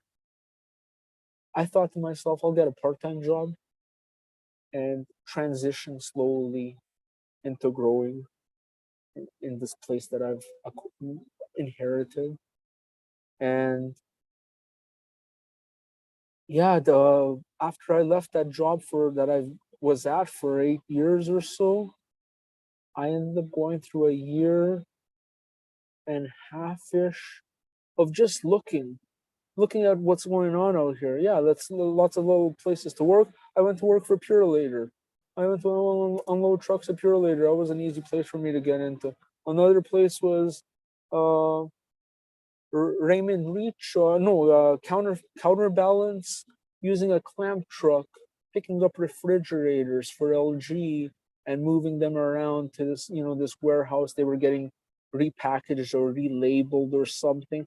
Working just working at a place that was another place for a different type of forklift that was uh, picking up drums of chemicals, glue, and ink, and just experiencing little things, but at the same time, just more bullshit situations socially, in a sense of when you go to work, it's all negativity, all negative places that were, mean-hearted, and you feel like a sense of, you go in there with a scowl, you leave with your scowl, you go, like just carrying yourself like some people are somewhat cool, at the job, they try to be a friendly human being. At the same time, you know that you're amongst, bad energy that you're not jiving with. And myself, I I didn't uh, I didn't fit into all these places that I ended up at. I looked at it. I said, "Fuck, you know what? It's never the work. It's always the people." And I did just in my year and a half ish of transitioning around to say to myself, okay, I need something consistent to keep on throwing towards these bills and you know keep myself financially afloat and occupied. At the same time, I don't want to work in a way that I beat myself up body wise and in my mind, because I need my energy to be able to go home and grow now that that's in front of me. So I'm like, okay, I'm content with the experiences that I've had in my working life of brother, I had like fucking 40 jobs a year and a half ago throughout the year. My T4s, it's fucking embarrassing when I think about it from my jobs. But to be honest with you, bro, I've never felt like a sense of where I have my tail between my legs or gotta make eye contact with you, bro. When I have my tail between my legs, or I feel like I'm in a situation that I'm biting my lip for the money that I'm earning and looking at my life like, okay, fuck, you know what? I just gotta, take it in the ass like this over here at this shithole because of my I don't have these burdens that are in front of me that I set myself up for. Oh, sorry, bro. I touched the button that made it smaller. Um, I looked at my life and I was like, fuck. You know what? I have like now is the time. I don't have kids. I don't have like extensive responsibilities that I want to put myself in. But I looked at my life and said, okay, you know what? I gotta focus on these things first. I gotta get these things in order. I gotta get this garden in order. So I ended up at a place where life is good. 9 to 5 life is good.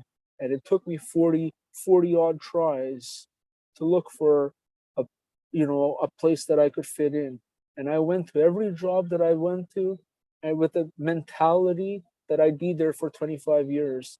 I tell myself, okay, you know what? I'm looking for somewhere that I can go and I can be content with, my daily existence.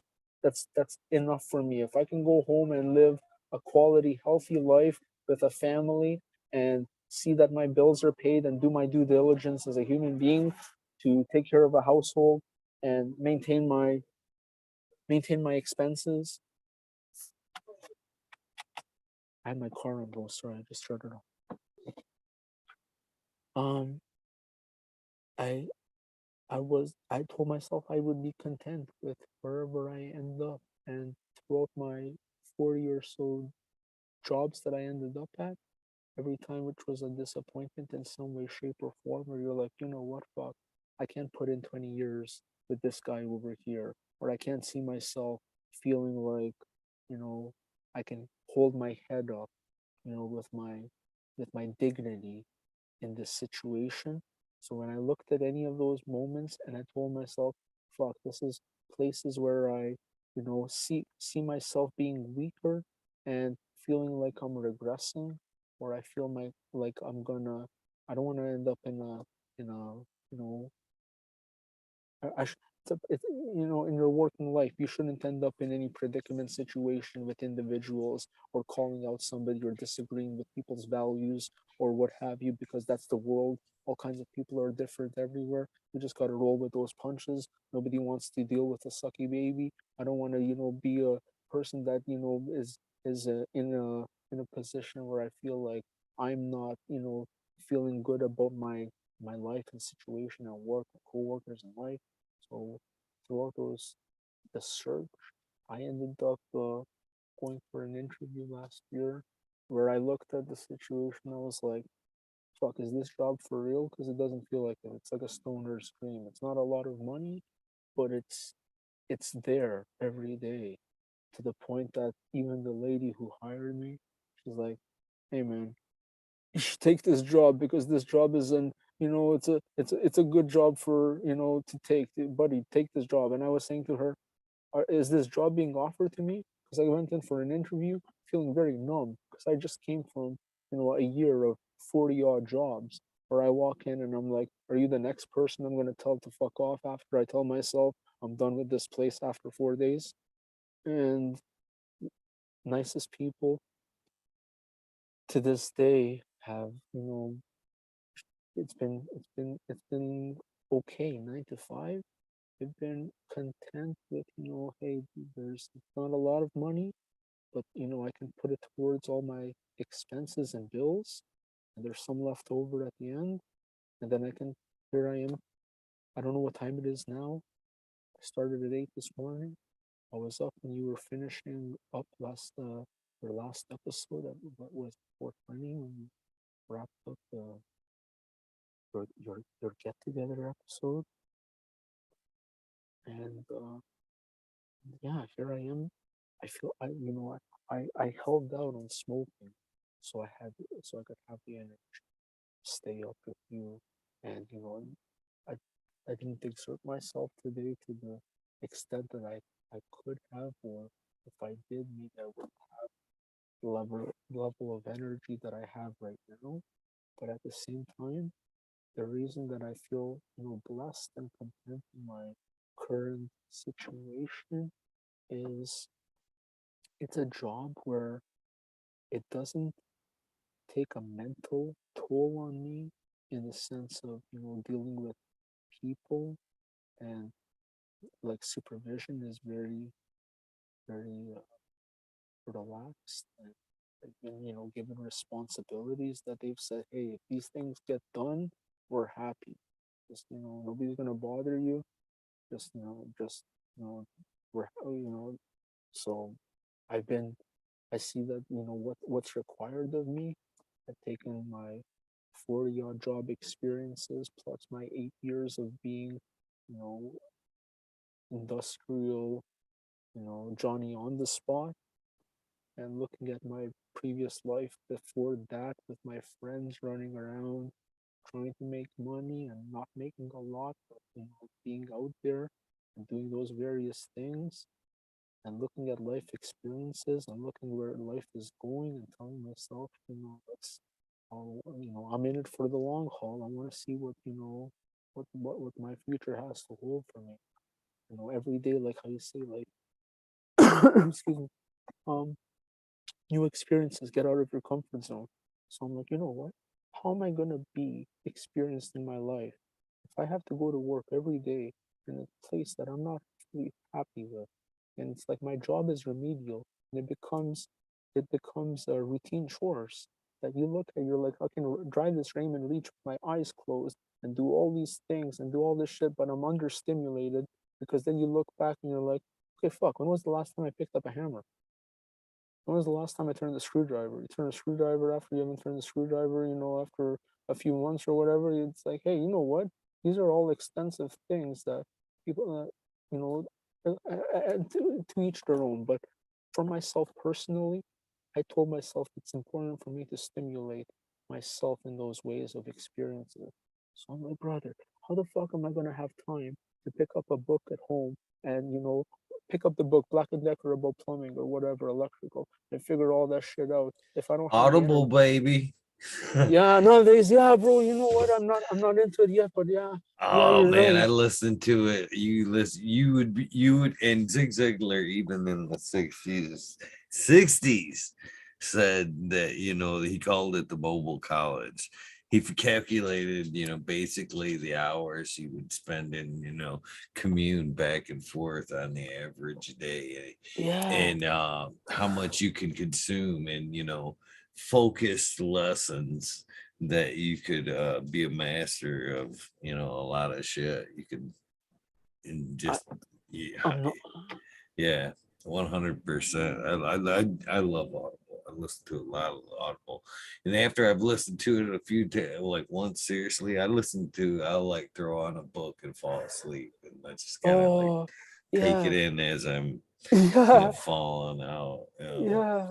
So But it's it's about that 20 years though, and I'm glad you found a job that you're thank happy you, with and thank stuff you. like that. But I hope it's thanks. got to keep with that Oh, motivation. oh, brother, my phone's dying. My phone's dying. Oh no. Oh, fuck. You're close to the 420, but oh man, no plugs. Hopefully, maybe so. Could be barely, maybe.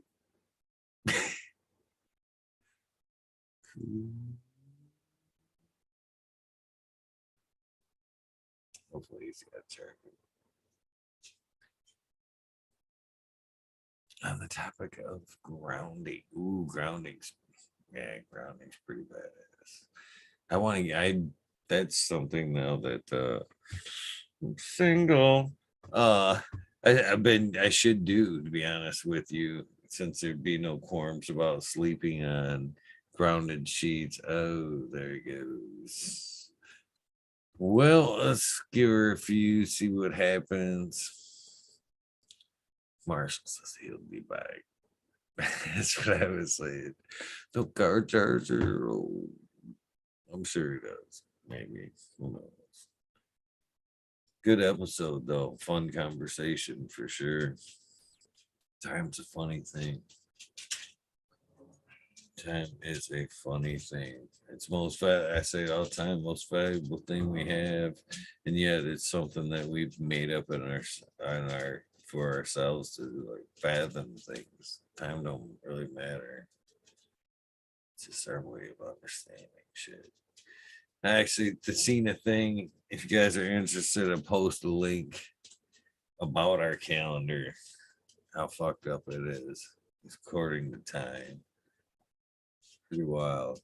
It said basically in the Roman days, early Romans, the Roman calendar, that they only celebrated was it 10 months, 10 months of the year, basically, and our whole concept or our whole New Year was off. The New Year's our the natural New Year was in March when everything was naturally new was basically the concept. And even if they were like describing your basic Latin and whatnot, basically Spanish, Latin, October 8, Deca, December, it moved it all around. It's pretty interesting, really. We'll give her a few. We're almost to that 420 mark, 402. I would really like to get that sound bite. Of course, you guys know. Wrap it up proper. Proper. Cheers all you guys watching. Seems like you have very much enjoyed the conversation tonight as much as I have. Episode 777. It almost scares me. It's almost like that 1,000 episode, like the countdown. It's not even a goal now, it's a countdown. It's pretty weird. Roll it up, Justin says. Cheers to you, Justin. Full moon vibes. Love the full moon. It's weird as I've gotten, I love the sun. I love the sun. And as I've gotten older, man, I've started to enjoy the night as well. Cheers to you, Midwest Outlaws 31. You guys do have some suggestions for some guests, go ahead and hit me up in my DM at fucking Talkin Shit with Eagle on IG. You can email me some suggestions or hit me up that way at eaglegardens1@gmail.com as well. If you'd like to talk about some stuff, either way. And unfortunately, as I say a lot, you can, because I tell everybody to do this. You can find me almost at Eagle Gardens 1 and fucking everything. Just matter what you want to see, I guess.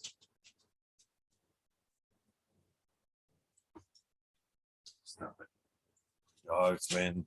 The dogs are switched to my cycle as well, man. They seem to wake up now, short hours where they used to just be out. Cheers, banana farmer, small tubes. Y'all talking about grounding and sleeping. Yes. Yes. You ever tried a temper posturepedic? That's fucking funny. No, I've never thought about changing and upgrading to a fucking, much better bed. I'm sure there's something to that, but again, there's something a part of that problem as well.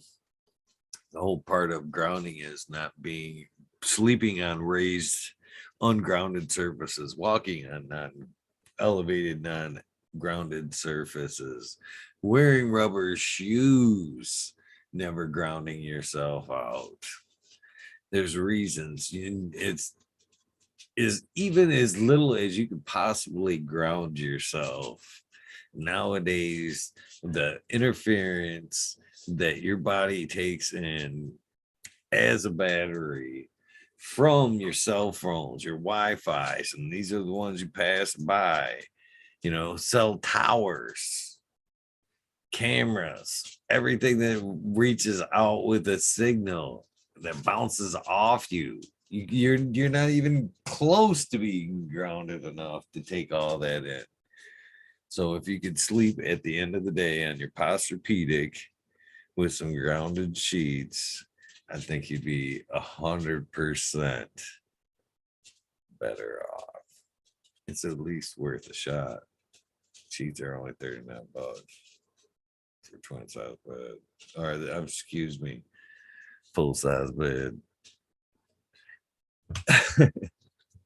Just saying, just saying. We got 407 still. Can you hear the dogs tapping behind me? The universal energy.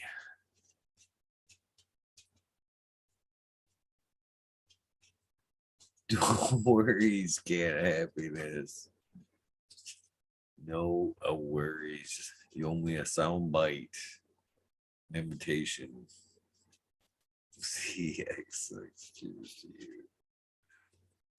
I would love to have that posturepedic with some grounded sheets, by the way.